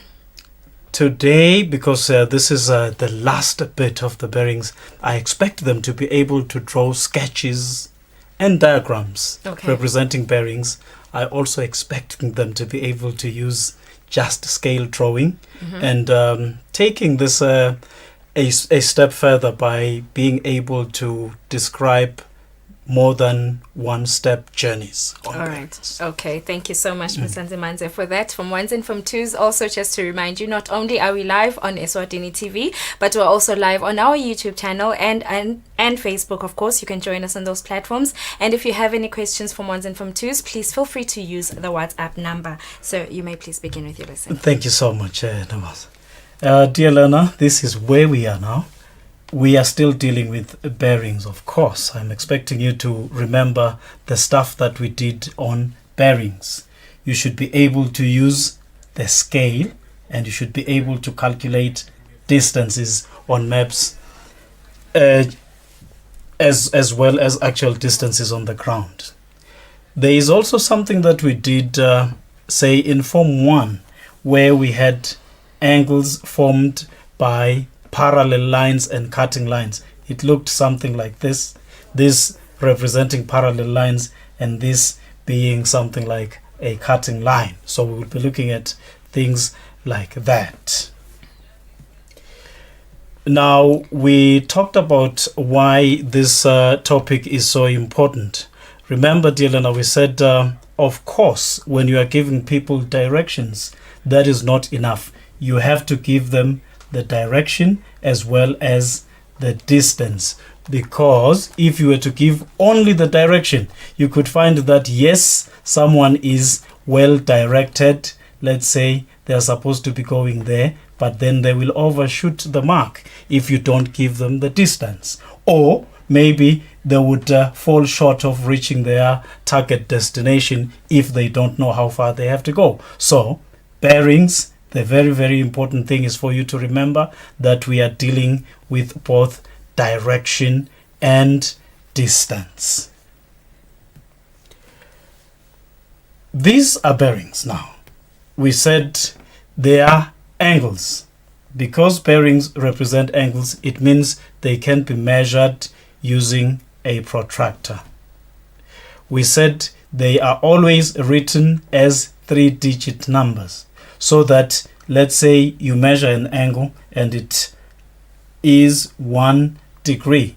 You cannot present it like that if you are doing bearings. You would have to make sure that you put, for instance, these 2 zeros to make it a 3-digit number. And then they are always measured at the starting point of a journey. If you are moving from, say, point A to point B, then the starting point, because we said we are moving from point A to point B, would be A.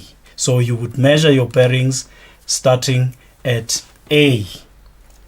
Of course, you always have to have something that we refer to as a north line at the starting point.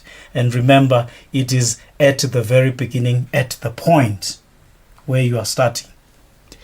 They are always measured clockwise from a given north line. So whenever you are talking about bearings, it means you are going to have a north line and then you are going to measure, and then the direction is clockwise. So they are always measured clockwise from a given north line. Let us go over what we did last time. We were looking at a certain school which has a hall and a kitchen, K. The hall, we decided to designate it H. They said these two, the hall and the kitchen, are 800 meters apart. Then we were also told that the bearing of the kitchen from the hall now, so it means our reference point is the hall, is 120 degrees. Let me go over that again. I'm saying the bearing of the kitchen from the hall is 120 degrees. So since we have said from the school hall, that makes the school hall our reference point. Let us see what is required of us now. The question says, draw a sketch to show the positions of the school hall and the kitchen. Remember, we have said from the hall. So it means we are going to start our sketch and say, well, here is our hall. But then right there we have to put a north line. Of course, yours is supposed to look a lot better than mine. And then we are also told that the bearing of the kitchen, we don't know where the kitchen is, except that they are telling us the bearing of the kitchen is 120 degrees from the hall. So here is one thing we know already. If we had a straight line from the north line all the way to the dots that I've put there, we would be having a line which is a straight line which is 180 degrees. So 120 is definitely bigger than this one that I'm showing at the moment, which is 90. So it is going to be somewhere between the 180 and the 90. So it is going to look something like what I'm just about to put up. It is going to look like this. This is what 120 degrees is going to look like.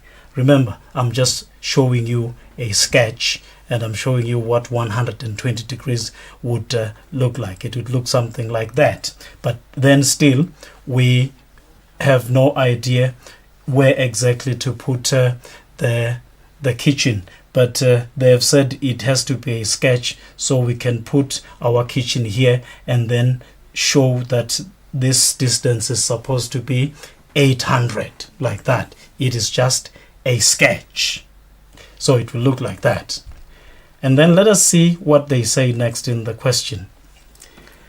Use a scale of 1 centimeter to 100 meters. So every 1 centimeter represents 100 meters. So remember we said that distance was supposed to be 800 meters. So let us start again. 1 centimeter to 100 meters. And we know now that we have 800 meters here. We want to decide how long this should be on paper. Of course, the 100 should be multiplied by the 100 from there should be multiplied by 8 to give us the 800. So we should also do the same thing with our 1 multiplied by 8, and we will end up getting 8 centimeters. So we know that on paper the distance between H and K is going to be 8 centimeters, but we are not going to show it as 8 centimeters. Rather, we are going to show it as 800 meters because this is a good representation of what the question requires of us. So next, what we ended up having, remember we are talking about something that we did last time, was something that looked like this. Let us go back a bit. There's something that I want to show again. You see here we stopped at K, and as you can see we don't have a north line here. We don't have a north line. Why do we not have a north line? because as it is, there is nothing here that requires us to talk about something from K. So everything for now is based on H. So, but let us proceed. Now, find the bearing of the school hall from the kitchen. That is why we now have a north line here, because we have said from the kitchen. Remember, we said the north line always has to be put where the reference point is. This time around, it is the kitchen, and we found that bearing to be 300 degrees. The angle is 300 degrees. Remember, bearings are always measured clockwise from a given north line. It looked like this, and the reason why I also gave you this grid, let me go back once more. You see this one? There is no grid. Everything is plain. This is more like plain paper you're using. But here underneath, I've used a grid because I wanted you to see that these two are parallel. They are both vertical. But then remember, what is going to happen in all your tests is that you will be required to represent this using plain paper. You are not going to have the luxury of having a grid like I have here. So let us see what happens if you don't have the grid. Let us take this example. We want to show you how to draw two parallel north lines. Of course, the north lines are always going to be parallel. So it's like this one, I'm being redundant. I'm repeating myself when I say how to draw two parallel north lines. North lines always have to be parallel to one another. I just wanted to highlight the fact that they always have to be parallel. So imagine us having these 2 points, A and B, and then we want to draw two parallel north lines. We are not going to be fussy about what you do at A. We are going to expect you to put a north line at A. Try your best, and if your best looks like this, it's excellent. It looks like my best, so it's very, very good. So the most important thing though is not to have the best first north line. The most important thing is to have the two north lines that you are going to draw. The two north lines that you are going to draw, you want them to be parallel. That's the most important thing. So we have the north line at A, well and good. The issue now is we want to have another north line at B, and we want to make sure that it doesn't look, for instance, like this, which definitely doesn't look parallel. Or we don't want it looking anything like that. We just want to make sure they are parallel. So how do we go about doing that? So we have already started. You have your A. Put a north line there as well as you can. Try your best. And then what do you do next? Now you want to put another north line at B. So let us see what you then do to have another north line at B. Now this we call a set square, this instrument. So place one edge of your set square along the north line. As you see there, we are talking about this edge of the set square. You see, we have placed it along the north line so that now these two are more like parallel. So that is what we are doing. What is the idea here? The idea is to move the set square in this orientation, that is vertical as it is. It's more like we want to do a horizontal translation so that it will move until this edge touches point B, and it gives us something like that. Of course, better than that. So that is the idea. Let us see what happens. Now, how do we move it without losing our shape and having the angles work against us? We want to make sure it slides horizontally nicely. And look at my line. It doesn't look that nice. That's what we want to correct. So to do that, we have to do next. You see, you place a ruler or a straight edge, as we normally refer to it, under your set square. And now make sure that the ruler is firmly held so that it doesn't move. What you want to do after that, after having placed your ruler like that, let's see what happens next. Next, you slide your set square. You remember the set square was here. It was there and it looked better than what I've just drawn. And then when you are sliding it, it ends up coming to where you are finding it. This is where your set square is. Now, look at what it is doing. It is just touching the point at B. So, at this stage, still holding your ruler firmly in place, what you want to do is to now draw a north line. A line by pressing your pencil or whatever against the edge of the ruler and pushing it up, so that you are now going to have a line that is parallel to the one you have at A. So it is going to look something like that. Now at this stage, now that you have drawn your red line in this case, you may want to remove your set square and your ruler. They have now done their work. And then what do you do now? You remove ruler and set square and proceed to complete your north line. Now you have your red line and you have the end there showing what a north line is. And here, dear learner, right in front of you, you are looking at two of the most beautiful north lines you've ever seen. Thank you. Next, we are going to be describing journeys now. We are going to do an example that shows a more than one phase journey. What do we mean more than one phase? Let me give you an example. Remember last time we had an A and we are moving from A to B. So from A to B, that is just two phases. That is just one phase. We are moving from A to B. We are saying we want to do more than one. Like maybe we could move from A to B to C, something like that, or even D. More than one. So let us take this example. It says an aeroplane leaves airport A flying on a bearing of 160 for 500 kilometers to airport B. Now we already have, they say, it then changes course and flies to airport C on a bearing of 70 degrees. Mind you, this is 070 because remember, bearings have to be 3-digit numbers. Okay, then they say make a rough sketch, the operative word being rough.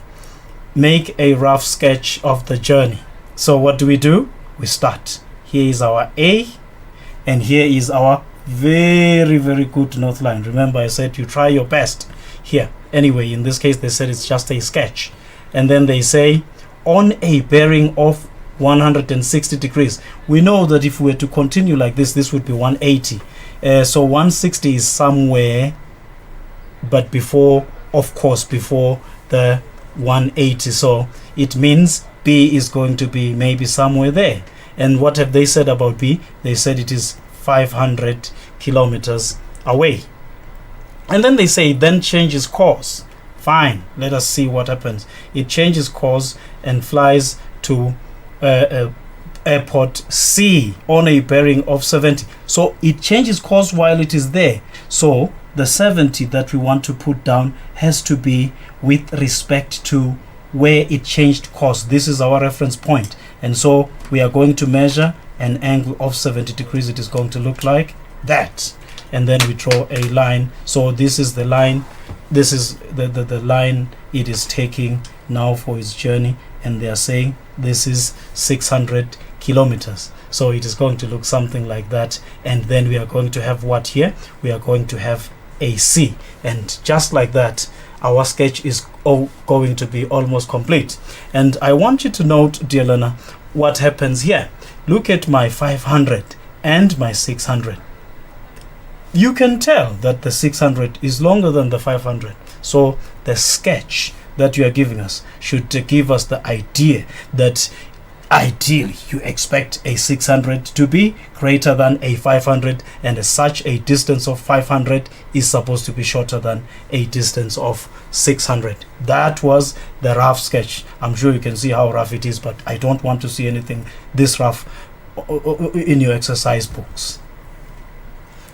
And then now we are refining it using a scale of 1 centimeter to 100 kilometers. Draw an accurate diagram showing the journey of this aeroplane from A to B to C. Look, this is A, this is B, this is C.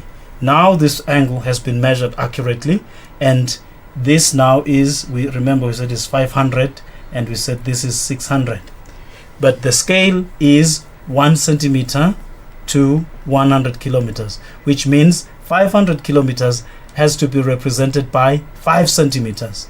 So where we have put 500, it means on paper this is 5 centimeters, but we are still going to maintain our 500 even though we have made the distance on paper to be 5 centimeters. The same applies here. We have 600, so if 1 represents 100, then 600 should be represented by 6, and so this is going to be represented by 6 centimeters, but we are still going to maintain our 600. It is going to look like this because it is an accurate scale diagram. I want you to take note again, dear learner. Look at what has just happened here.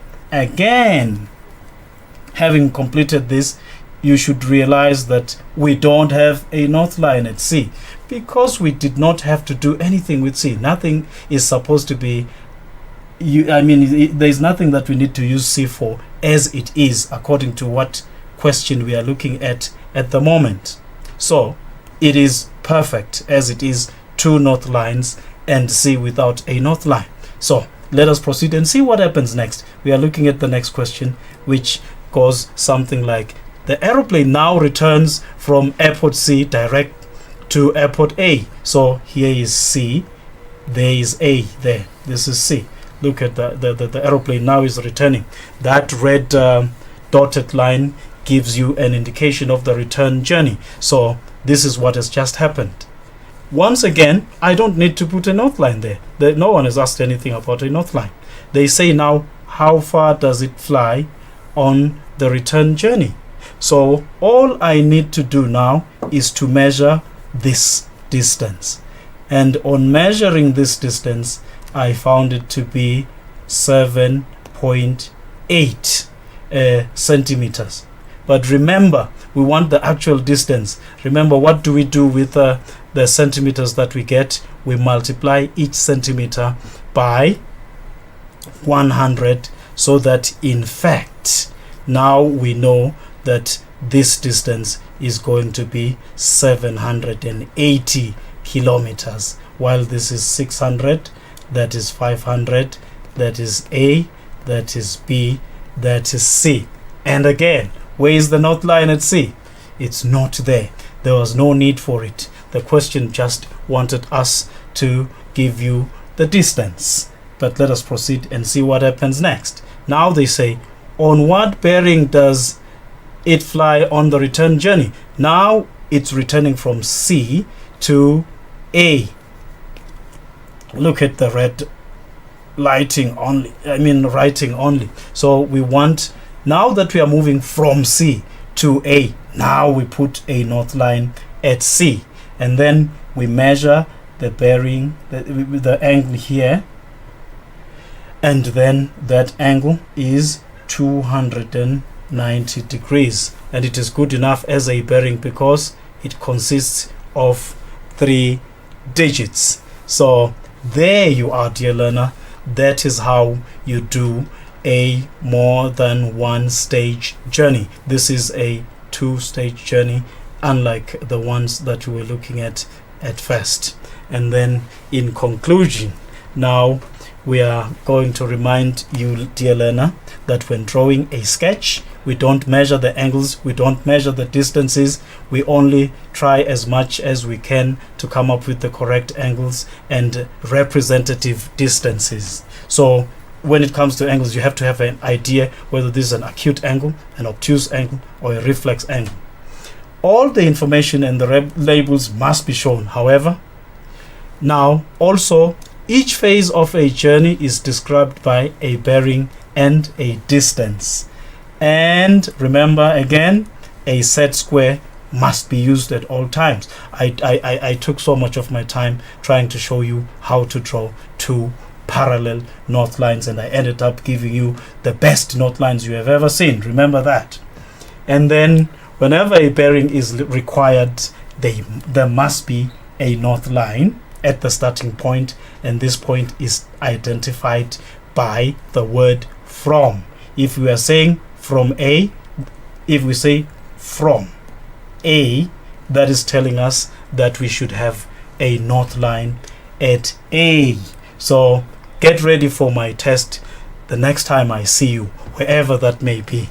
Thank you very much. Over to you, Nogwazi. Thank you so much, Kenneth, for a lovely lesson. Yes, I'm sure they'll be ready for that test on bearings. Thank you so much. We're hoping that your Form 1s and your Form 2s enjoyed the lesson, and we're wishing you a lovely day ahead. Thank you again. Thank you so much. Form 4s, please get closer to your screens. Up next is your chemistry lesson with Tobile Mahengela. We will be right back after this.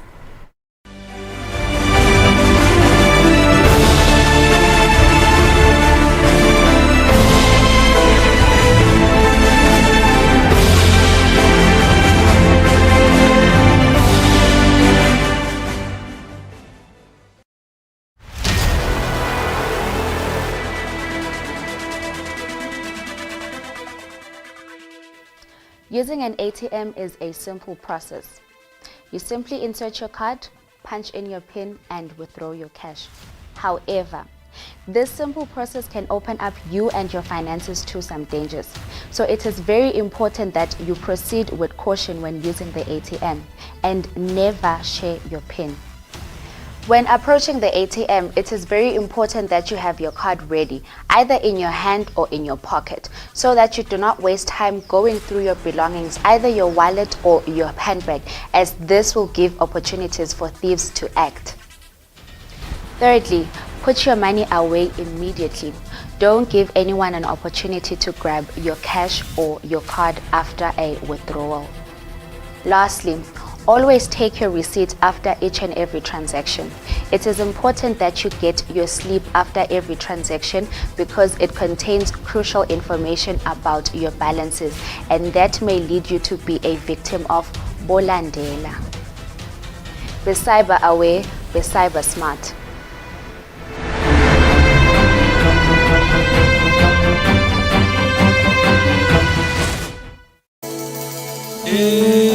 Ngena imvumisweni uthumisa uNkulunkulu kanye nathi kuleli viki sikuphathele isimiso simelane enhlizweni thumelaye siphiwe nyaweni uyabuza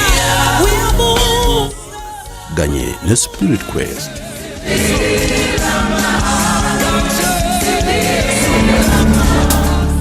We praise, to God be the glory.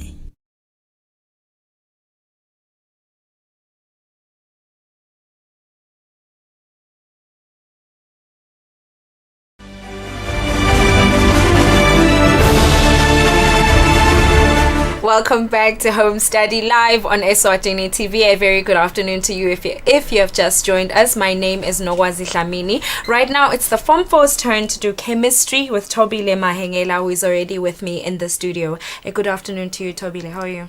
Good afternoon, sis. I'm okay. How are you? I'm doing well, thank you. Today we're doing ions and ionic bonds. Yes. What are you expecting your students in Form 4 to have learned by the end of this lesson? Okay, thank you. We're saying by the end of today's lesson, learners, we expect you to be able to describe the formation of ions by electron loss or gain. We expect you to be able to describe the formation of ionic bonds between the alkali metals and the halogens, which we've already learned about previously. We expect you to be able to describe the formation of ionic bonds between metallic and non-metallic elements. And lastly, we want you to be able to draw dot and cross diagrams to show the formation of these ionic bonds. So please, dear learner, Fetch your periodic table for this lesson today. All right, okay, from 4's periodic tables, I hope that you have them with you and you are ready for this lesson. And of course, a reminder about our social media platforms where we are live right now on YouTube and on Facebook. And if you have any questions from 4's, please feel free to use the WhatsApp number. You may please begin with your lesson. Thank you, Sissy.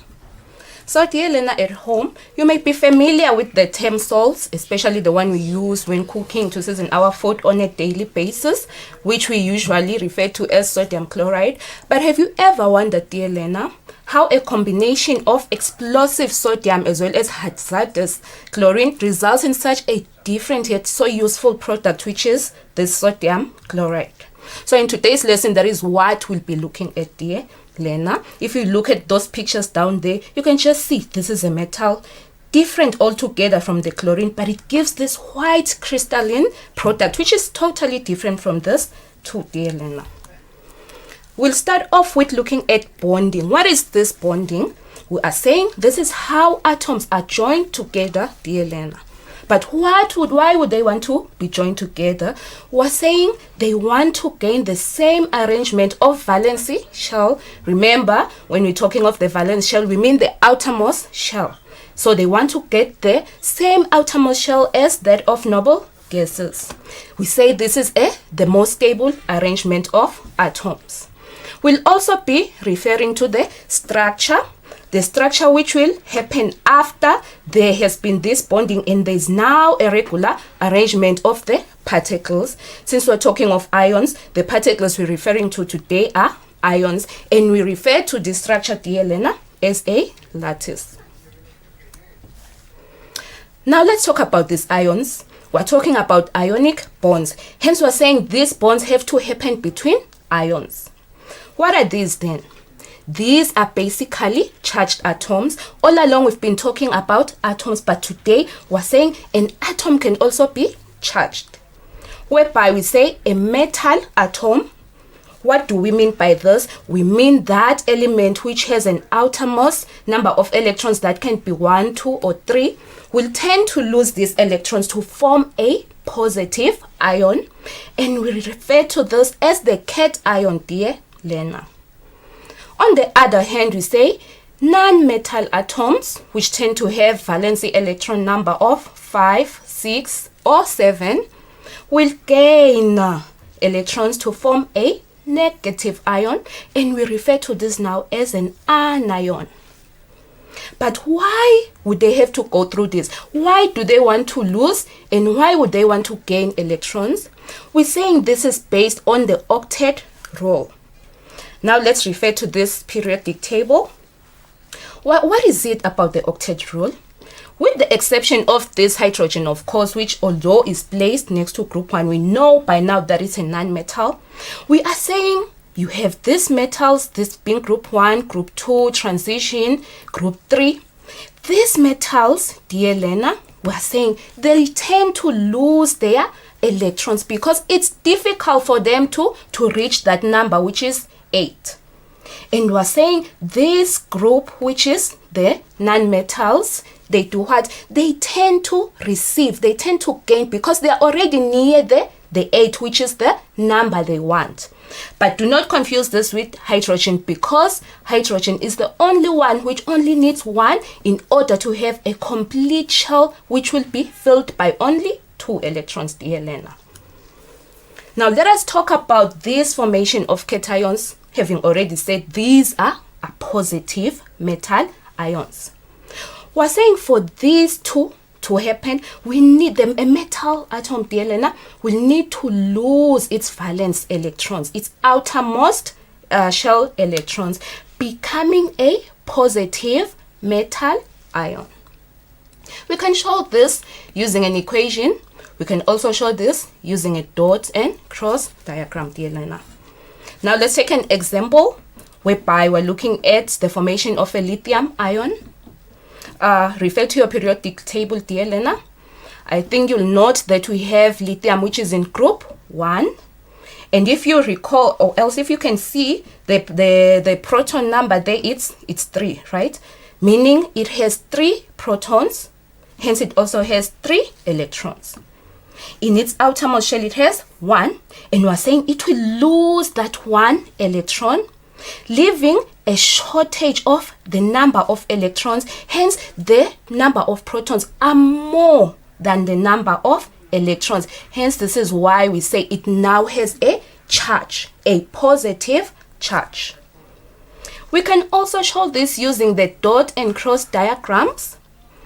Please note that when we use the dots and the crosses, it doesn't mean that electrons are different. Electrons are identical, but we merely use this just to be able to tell apart the different types of elements we are dealing with. So here, having drawn the atomic structure of lithium, with the first shell having 2 electrons, the last shell, which is the valency shell, has 1.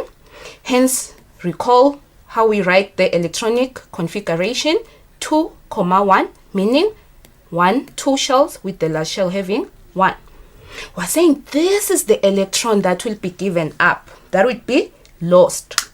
Hence, once that one has been given up, we'll still have a total of 3 protons. Why?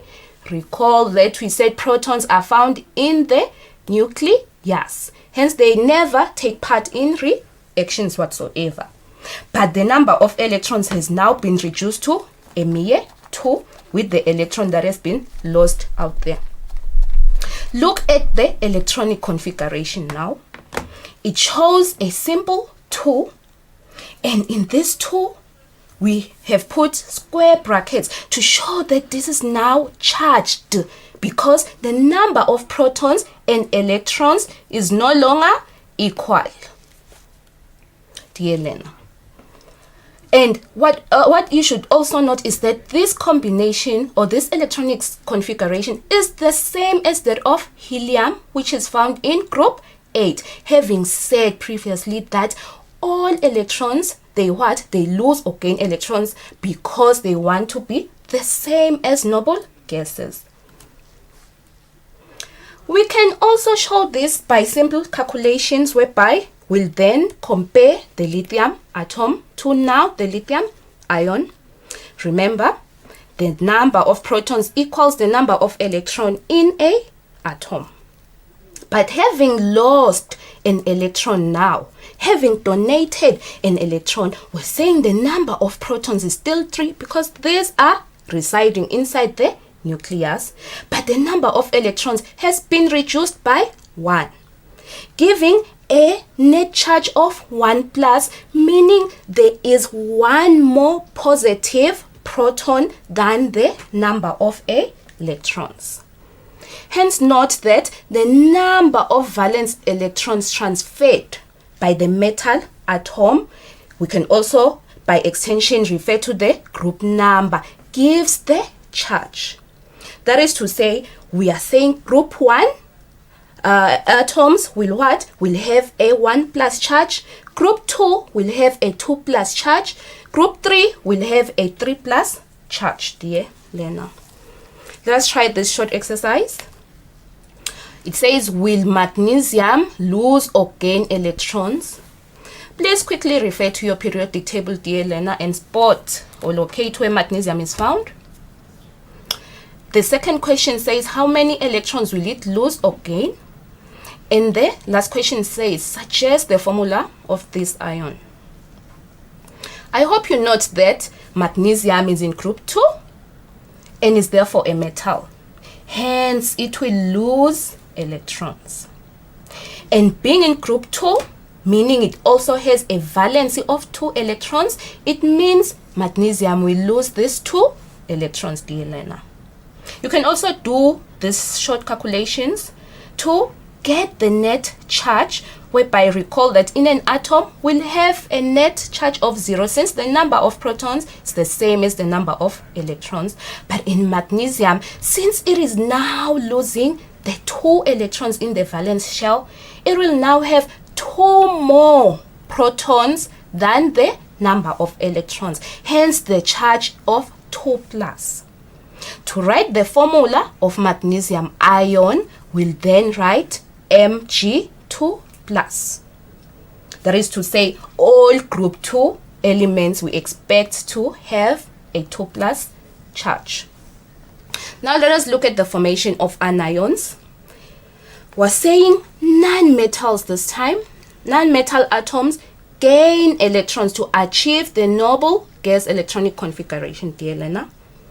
The negative ions are called anions. Let's look at an example of the formation of a chloride ion.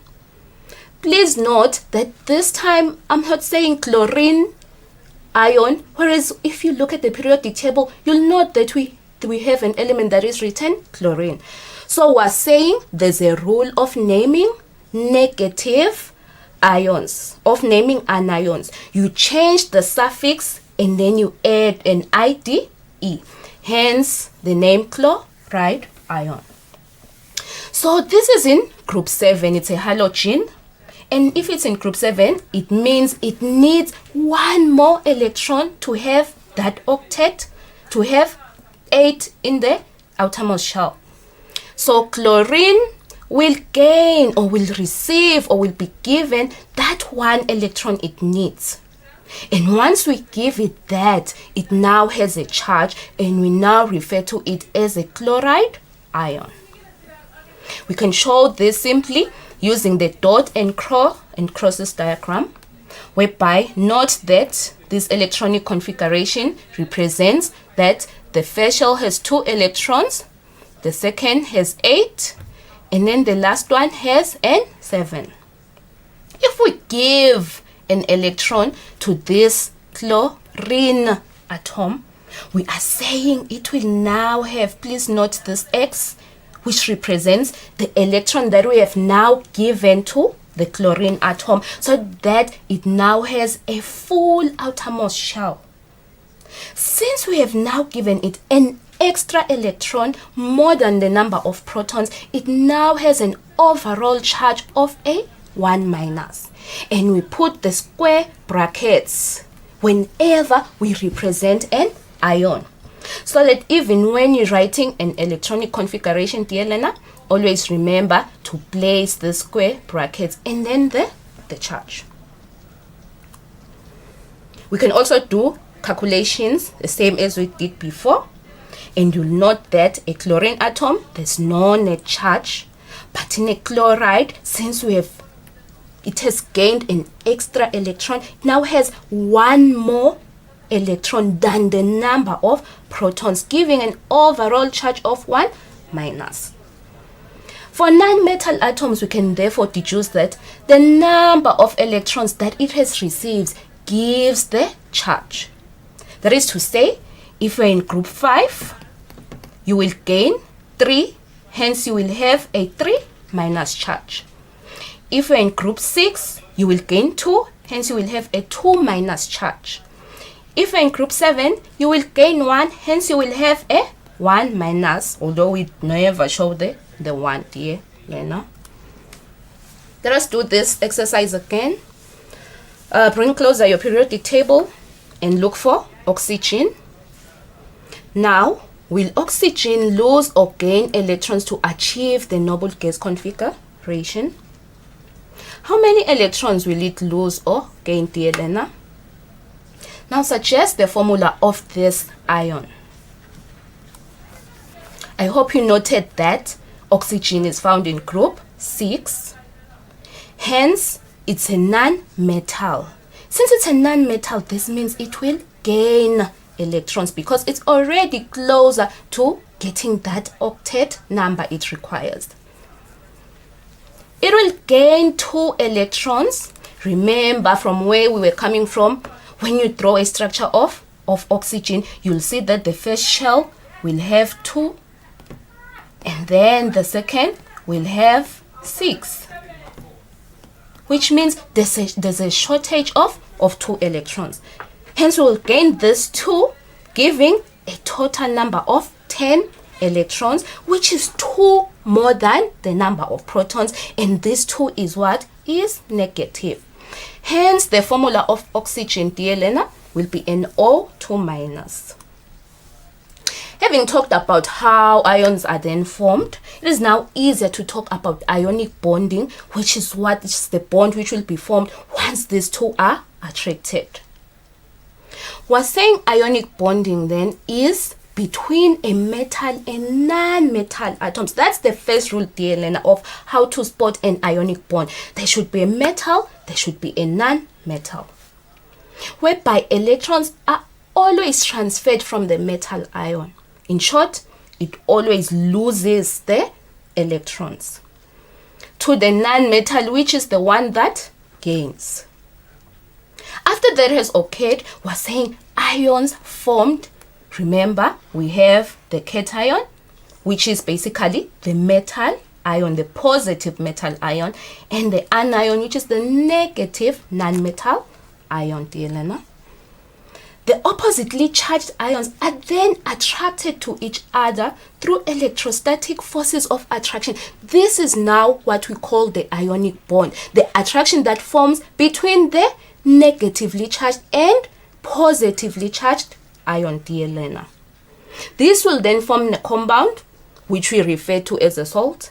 And we're saying an ionic compound is electrically neutral, meaning as much as you have oppositely charged ions, they should be equal. They should balance each other out so that there's no net charge in that ionic compound. Let's try this exercise.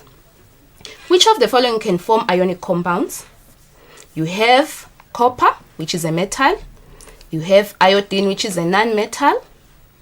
B, you have aluminium, which is a metal. Sorry, dear Elena. You have potassium, which is also a metal. And then C, you have carbon, which is a non-metal, and oxygen, which is also a non-metal. And then D, you give a nitrogen, which is also a non-metal, and oxygen being a non-metal as well. Looking at this, you should be able to just tell this from the word get-go that copper and iodine will be the one that will form an ionic bond, since copper is a metal and iodine is a non-metal, and they will form a salt called copper iodide.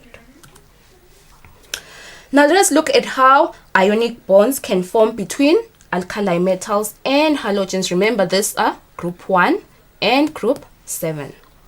So we're saying, dear Elena, ionic bonds form readily between these two because it's easier for the group 1 to just lose or get rid of that one valence electron, and it's easier for group 7 to take that one valence because that is the only one it requires for it to have a full outermost shell.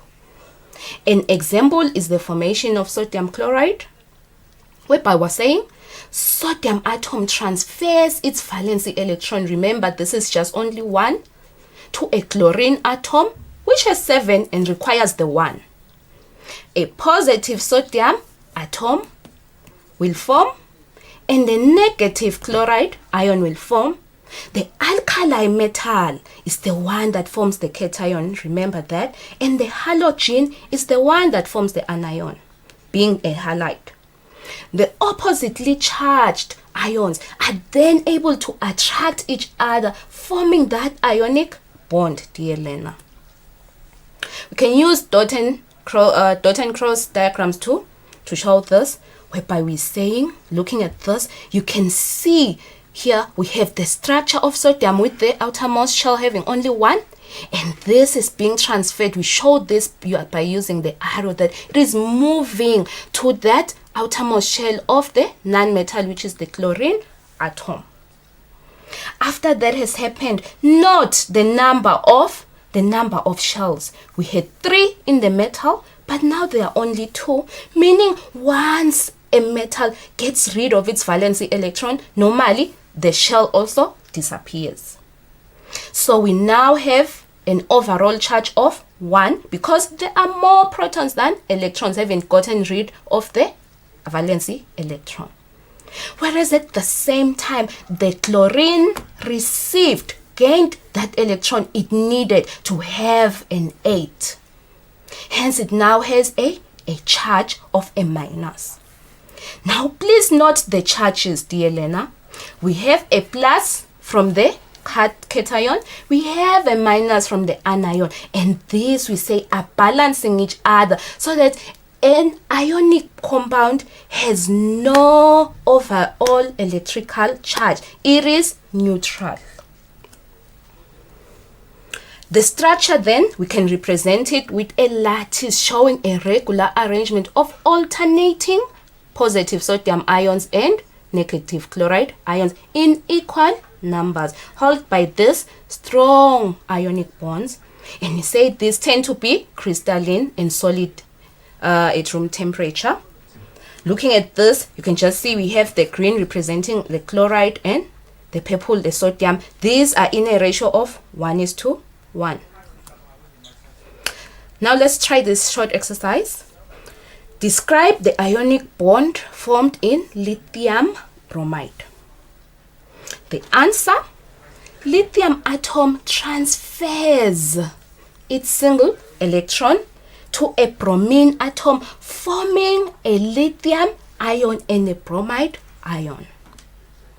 These attract, forming an ionic bond. The points are important. It's important to always mention which one is transferring, which one is losing the electron, and it's important to mention the ions that are then produced.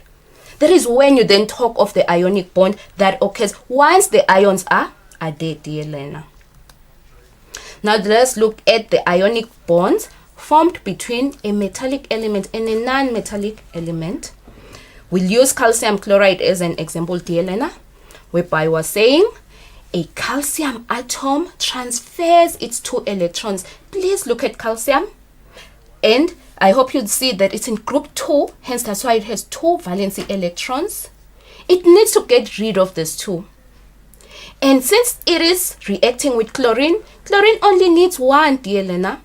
Hence we'll need to recruit 2 chlorine atoms so that each one takes only 1 electron. We cannot give it 2 because it only requires 1 to have that 8. So once that has happened, we'll then have a positive calcium ion and 2 negatively charged chloride ions. Please note that there are 2 chlorine atoms that were able to take 1. Hence we'll have 2 chloride ions. The oppositely charged ions then form the ionic bond, resulting in that ionic compound called calcium chloride. So you can also show this in this dot and cross diagram, whereby you see calcium getting rid or transferring its valency electrons to 2 chlorine atoms, remaining with a few number of shells from 4 to 3 and an overall charge of 2+.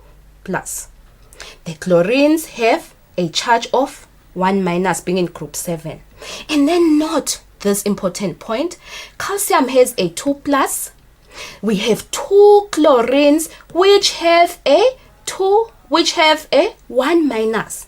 Hence overall these are balancing each other. That's what we mean when we say an ionic compound should be electrically neutral at all times.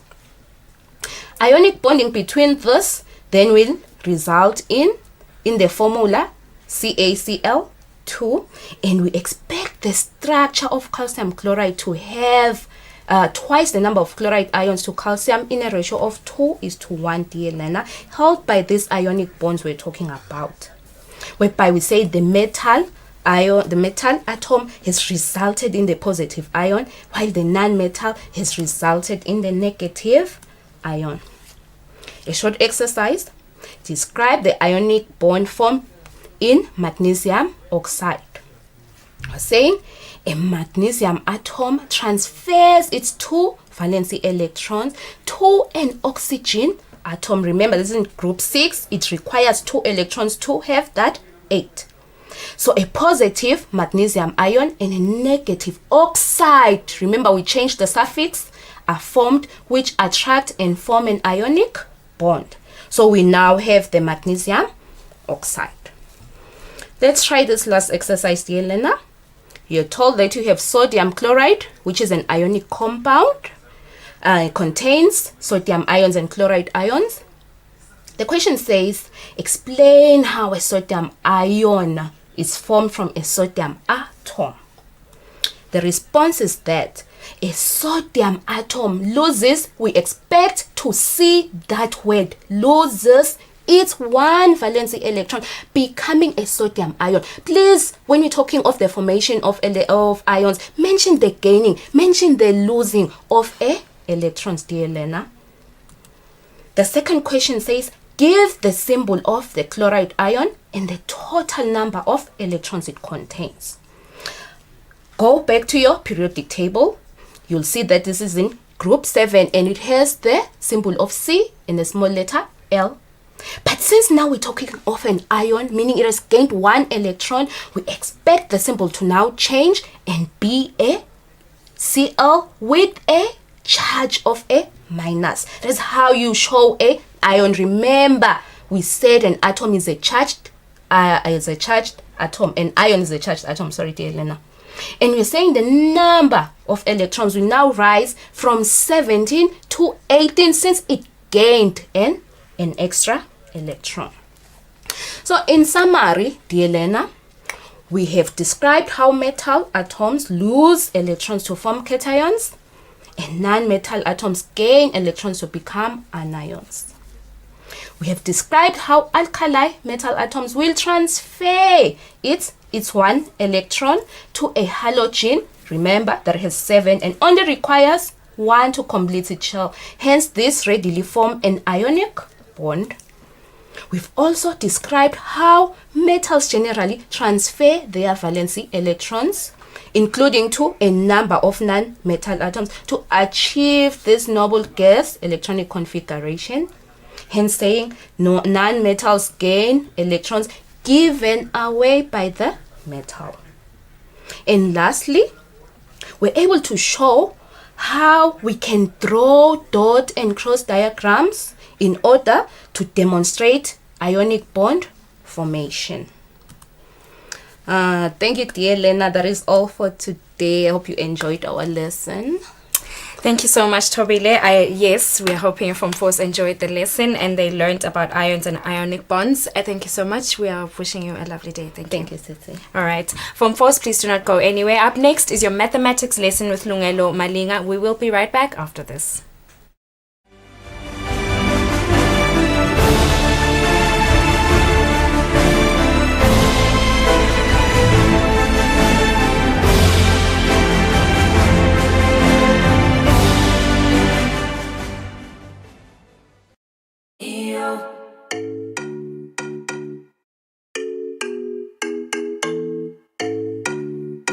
Your favorite music show is back. We're bringing you the hottest music videos and live studio interviews with your favorite celebrities. We're giving you a front row seat to the latest fashion trends as well as your weekend gig guide. Join us live on social media and call in to send in your shout-outs. Catch This Weekend Eswatini every Friday at 5:30 p.m. live on Eswatini TV.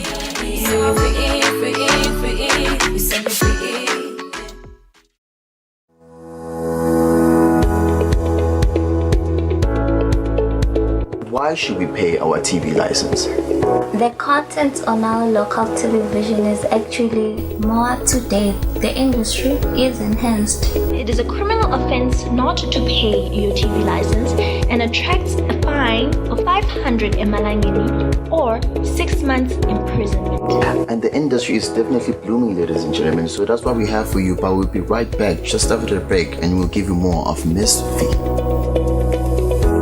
Pay my TV license. That's why I can enjoy the benefits of an enhanced industry and keep track with recent transformation. Mommy, who paid for a TV license and what are they paying for?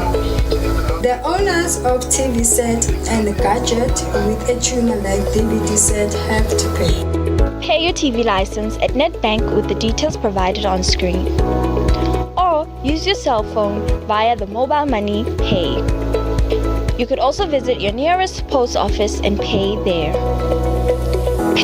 Pay your TV license via Eswatini Mobile Imali. Any TV device retailer can purchase a license to trade. Pay your TV license and enhance the industry.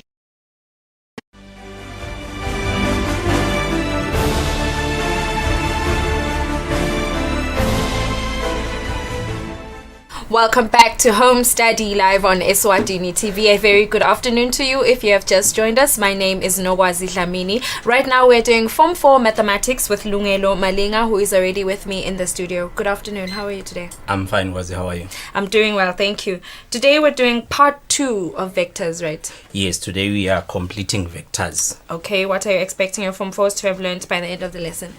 So by the end of the lesson, I expect the learner to be able to express vectors in terms of two coplanar vectors. Secondly, to be able to simplify vector expressions from diagrams.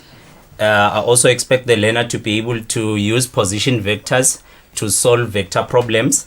And lastly, to prove that given points are collinear, meaning they lie on the same straight line. All right, thank you so much, Lungelo Form 4s. I hope you are ready for your lesson. And without wasting any time, sir, you may please begin with your lesson. Thank you very much. So on our previous lesson, we discussed the different terms that we use on vectors. And we said a vector has a direction. That's the first thing.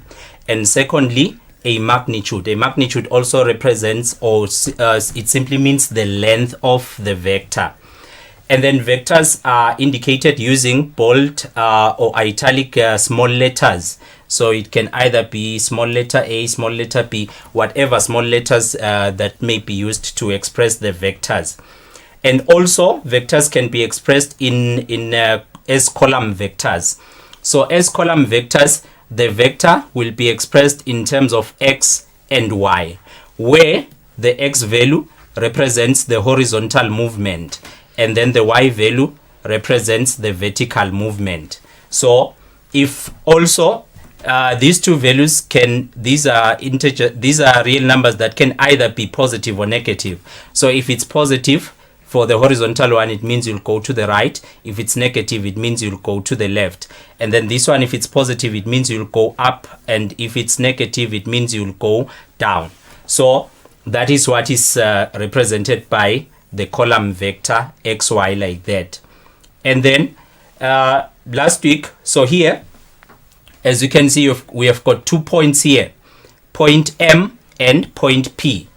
So from point M to point P, the magnitude of this vector 1, we'll start by looking at the magnitude. We said, remember the magnitude, we said the formula for the magnitude, it is the square root of x squared plus y squared. So the x squared, this is the horizontal movement. So the number of units that we have here, so from -1 to 4, that is 5 units. And then for the y, that's the vertical movement. The number of units that we move up, that is 3 units. So the magnitude of this vector would be the square root of 5 squared plus 3 squared. That is the square root of 25 plus 9. That's the square root of 36. So the magnitude of this vector will be 6. So that is how we get a magnitude. This was discussed on our previous lesson. And also movements on vectors. Remember, the other way of expressing a vector, it is using capital letters and an arrow on top, like this. So if we were to move from point B to point C, to indicate the movement, we'll use capital letter B, C, and then the arrow on top. This is to say we have moved from point B to C. So now, if you are to move from B to A, what we can do is, if we are not going to move directly from B to A, what we can do is we can use this alternate route, which is to move from B to C, and then plus moving from O to A. So that this shows us the other way of writing vectors, using the capital letters and the arrows on top. So all this was from last week. So let us use this example to further discuss vectors. A, B, C, D, E is a regular pentagon, meaning it's a 5-sided figure. That is regular. And when we say regular, we mean all the sides are equal. So this one is not to scale. So all these 5 sides are equal. And then ED, we are given that ED, it is A. So the movement from ED, from E to D here, it's A. And then DC, which is this movement here, it is vector B. So this one is A, this one is B. So as you can see, here are the small letters we were referring to. The small letters express the movement of these vectors, meaning if you are to move from E to D, we'll use vector A. So now, and then D to C, it's B, that's D to C. And then C to B, this direction here. The arrows are important because they represent the movement, the direction. Because if we were to move in the opposite direction, for example, E to D, ED, we said it is vector A. And then if we were to move in the opposite direction, now say we move from D to E. Now this would be this vector, but now we'll multiply it by -1 because we are moving in the opposite direction. So -1 times A, that would be -A. So that is why the arrows are important. That is why the arrows are important. So let us continue with the statement. And C to B, it is half B minus A. And then A to C, this one here, it is 3/2. It is 3/2 ED. So when we have got these small letters here, the A, the small letter A and small letter B, all the vectors that you'll have to express, we'll have to express them using these small letters. So here, since they are saying E to D, it's A to C, it's 3/2 ED. It means we look at vector ED and it's A. So it will be 3/2 A. So those are the ones that we are given. And now we are given that point T here is the midpoint of AB. Point T is the midpoint of AB. Now let us go on to the questions. So this is still the statement that we have read that side. Now express in terms of the small letter A and B. The vectors, the first one, it's EA. Express in terms of A and B, the vectors EA. So the first one, it's EA. So to express vector EA using the small letters A and B, what we do is we look at how we can move from point E to point A.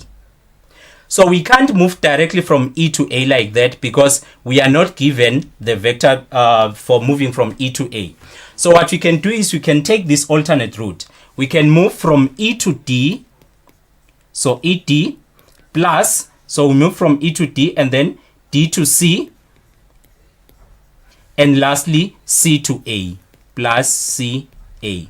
So that's the movement, or that's the route we can take to move from E to A. So we remember that EA, it is given as, vector ED is given as A, plus DC is given as B.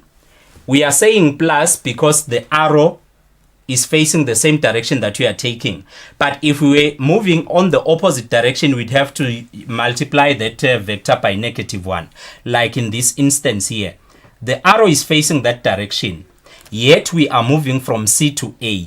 So we will have to multiply this vector by -1. So this will then be plus -1 times 3/2 A. So that will finally be A plus B minus 3/2 A.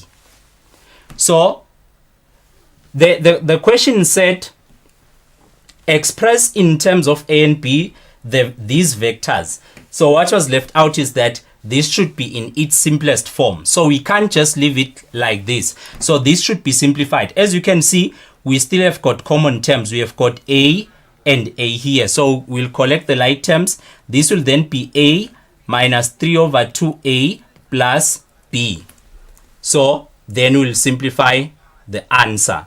So our answer will then be -half A plus B. So that's our answer. So to move from E to A, what we did was we moved from E to D. then D to C, and finally C to A. Now let's look at the next one, A to B. Moving from A to B, meaning moving from this point here to the point B there. Moving from this point here, A to B. So again, we can't move directly to this point because we are not given the vector. Remember, all the vectors that we have to use are only A and B, should only be in terms of A and B. So to move from point A to point B, we can take this route because we are given this one. It's 3/2A. We are also given this one. It was given here. It's half B minus A. So now, since we are given these two, so to move from A to B, we'll move from A to C. Then we'll move from C to B. So that is how we'll move from A to B. We'll take this route, A to C, and then C to B. Then C to B. So now, again, with this one, there is a principle that says parallel lines have got vectors that are in the same proportion. So we'll also be using this for the collinear points because the collinear points will take it that they are parallel. So that is why here, these ones have got this, they are expressed almost the same way, just that there is this scalar that then multiplies this one. So parallel lines have got vectors that are in the same proportion. So it would depend on the scalar that can be used to express the parallel lines. So now let us look at the second one, AB. So to move from A to B, we have said we'll move from A to C, then C to B. So A to C, it's 3/2A plus C to B is half B minus A. Again, we have got these common ones, the ones that have got A. So we'll group them together. This would be 3/2A minus A plus B. So we can't just leave our answer like this. Then we'll have to simplify our answer. That will then be half A plus half B, which can also be expressed as half into A plus B. Half into A plus B. So that is our A. That is our vector for moving from point A to point B. So we started by moving from point A to C, then C to B. Now let us look at the third one, D to A. D to A. So D to A, we are moving from this point to this point here. So the route that we can take this one. We can use E, D plus E, A. You'll remember that the first one that we worked on was EA. So we already have EA. It's the one that we simplified. So this will be ED. Remember, this is we are moving from D to A. So we will use DE, and then EA. So this is vector ED, it is A. Now we are moving in the opposite direction because the arrow is facing that direction. Yet we are moving in this opposite direction. So this will then be the A times -1. So that will be negative A plus. And then here for our EA, we got negative half A plus B. For our EA, we got negative half A plus B. So this will then be negative A minus half A plus B. So that is, then we then simplify this, negative A minus half A plus B. So we'll get negative 3/2A plus B. As you can see here, we did not use the one that I've just mentioned here. So here we moved from E to D, from D to E, and then E to A.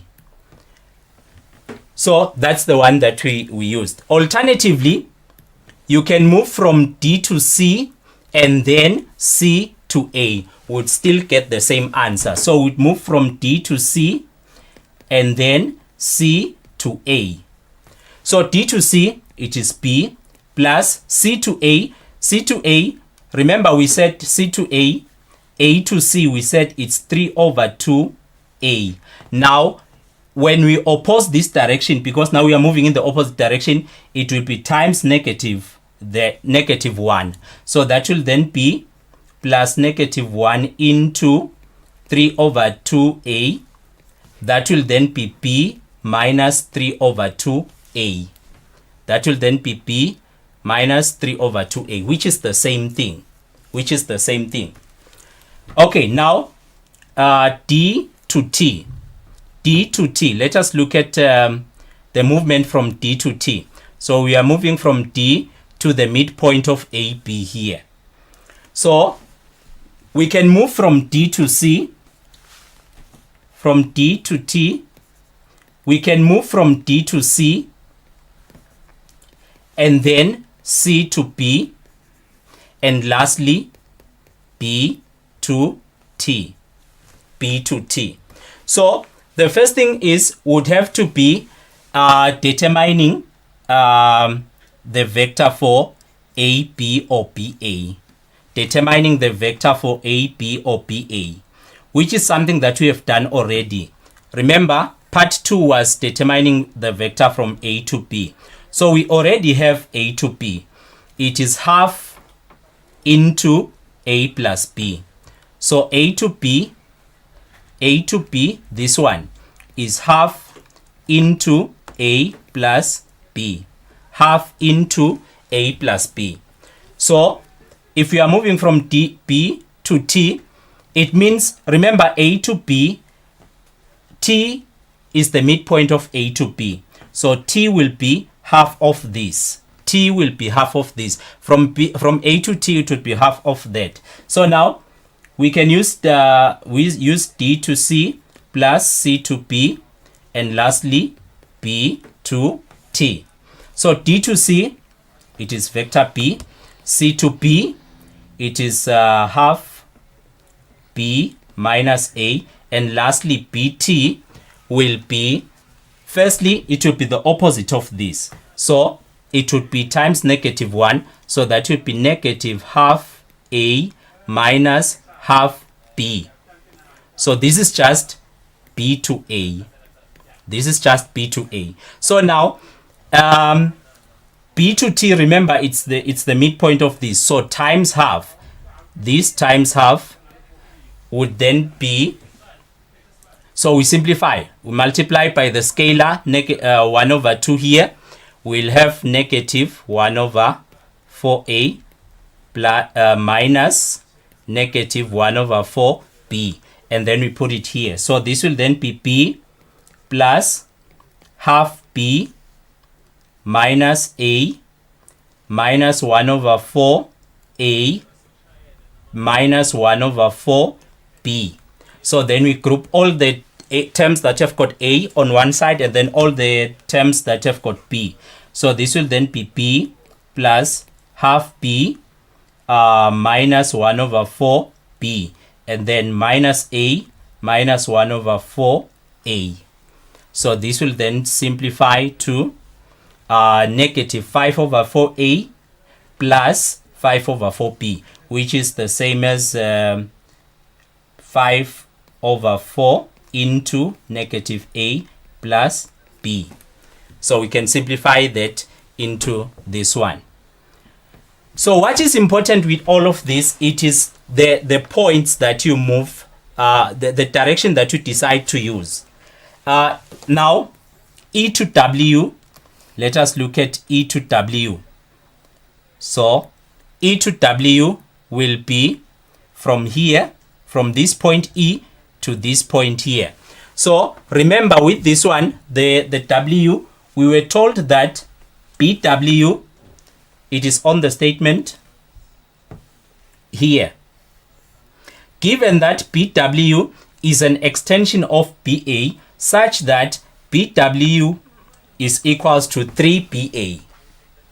BW is an extension of line BA such that BW is 3 times BA. So it means whatever the vector for BA is, if you were to move from B to A, whatever the vector is, and then if you were to move from B to W, it would be 3 times that. It would be 3 times that. So this simply means this line is divided into 3 equal parts, just that our diagram is not to scale. So meaning we will have these 3 equal portions. So this one here, from A to W, we have got 2 parts, and then from A to B, we have got this 1 part. So if we were to put it on a ratio, WA would be 2:1 with A to B, if you were to put it on a ratio. So now let us look at so the statement is that now express E to W again in terms of A and B in its simplest form. Express E to W in terms of A and B in its simplest form. So now let us go back to the diagram. So from E to W, remember we already have E to A. That was the first one we looked at. Yes, we already have E to A. That was the first vector we looked at. So E to A, we found that it is negative half A plus B. Negative half A plus B. So that is E to A. It's negative half A plus B.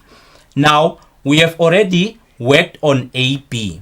AB, we said it is, AB was the second one. AB, we said it's half of A plus B. It's half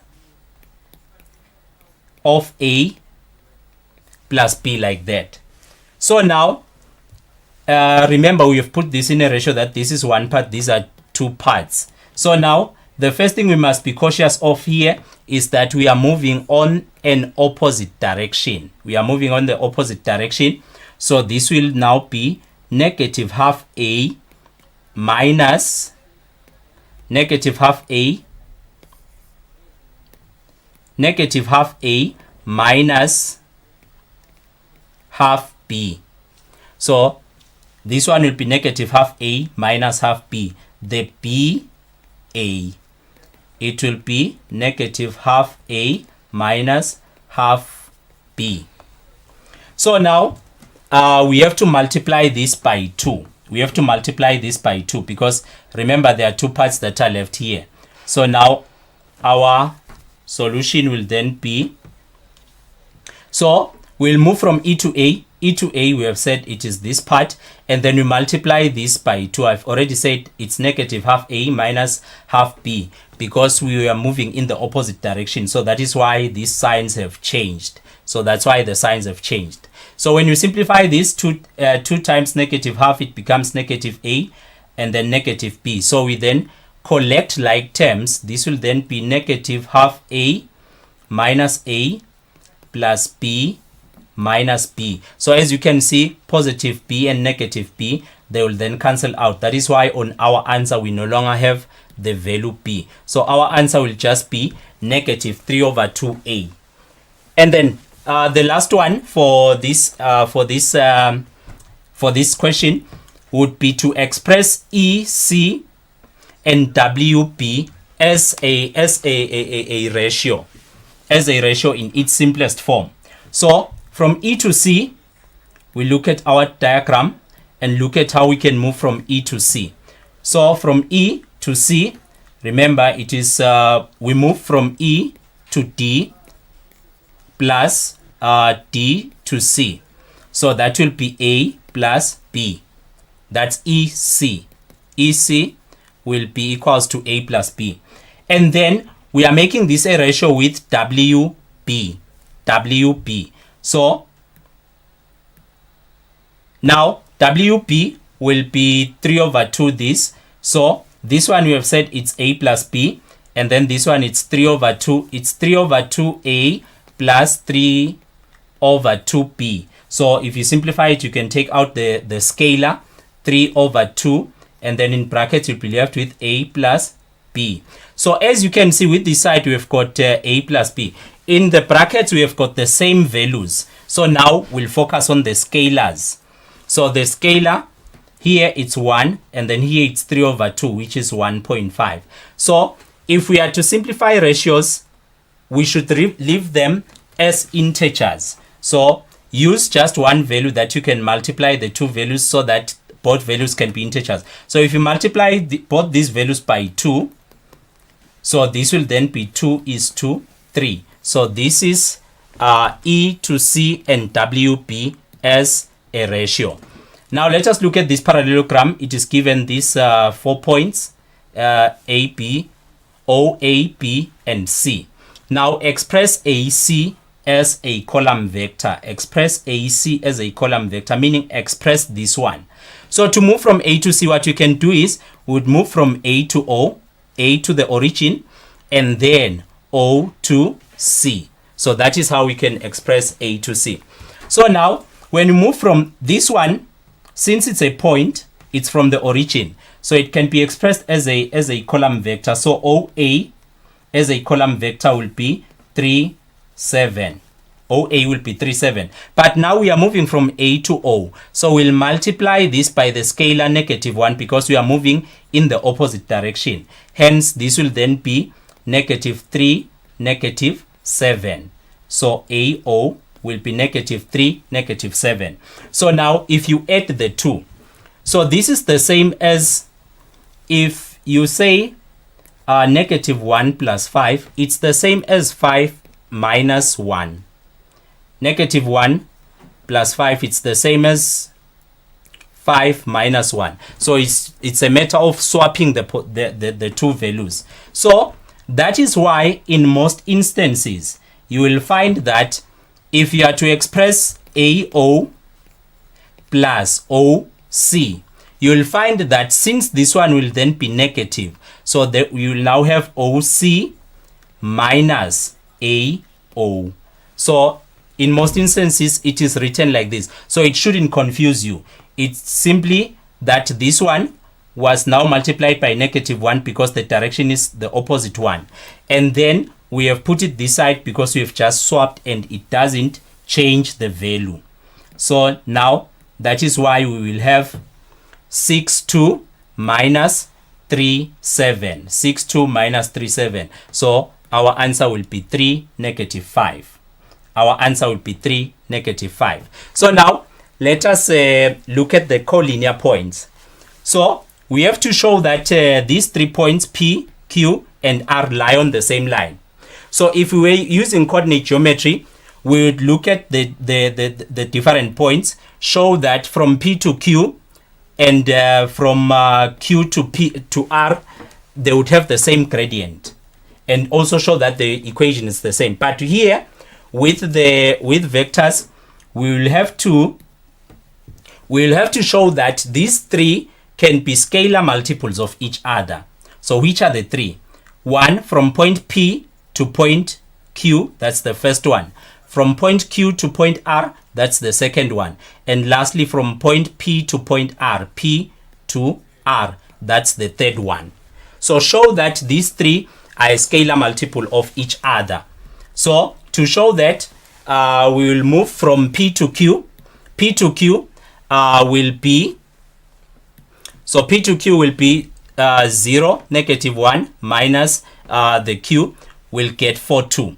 And then Q to R, 4 minus 0, -1, we get 4, 2. So these two are the same. And lastly, P to R will be 8, 4. So show that these 3 are a scalar multiple of each other. So these two are equal. And then if you compare the two, 4, 2 and 8, 4. So this one is twice that one. So, or you can say this one is half that one. So that is how we show that points are collinear, meaning they lie on the same line. Thank you very much. That is it for today. Thank you so much, Lungelo, for that. We're hoping your Form 4s enjoyed it, and we're wishing you a lovely day. Thank you. Thank you so much. Unfortunately, viewers at home, that brings us to the end of the show. We're hoping that you had a lovely day of learning and are looking forward to tomorrow, which is a Friday, and this is what your timetable looks like. From 2 p.m. until 2:30 p.m. we have the grade 0 lesson. From 2:30 p.m. until 3 p.m. we have English language for the grades 1 and 2. From 3 p.m. until 3:30 p.m. we have religious education for the grades 3 and 4. From 3:30 p.m. until 4 p.m. we have science for the Form 1s and the Form 2s. From 4 p.m. until 4:30 p.m. we have English language for the Form 4s. And from 4:30 p.m. until 5 p.m. is Swati for the Form 4s. And of course, as always, a reminder that we are not only live on Eswatini TV, but of course we are live on our YouTube channel and our Facebook channel. Speaking of YouTube, please do not forget to subscribe and also click on that bell to get any notifications of when we are live. Now, thank you so much for tuning in. As always, I'll see you guys tomorrow 2 p.m. sharp from myself and the team. It's bye.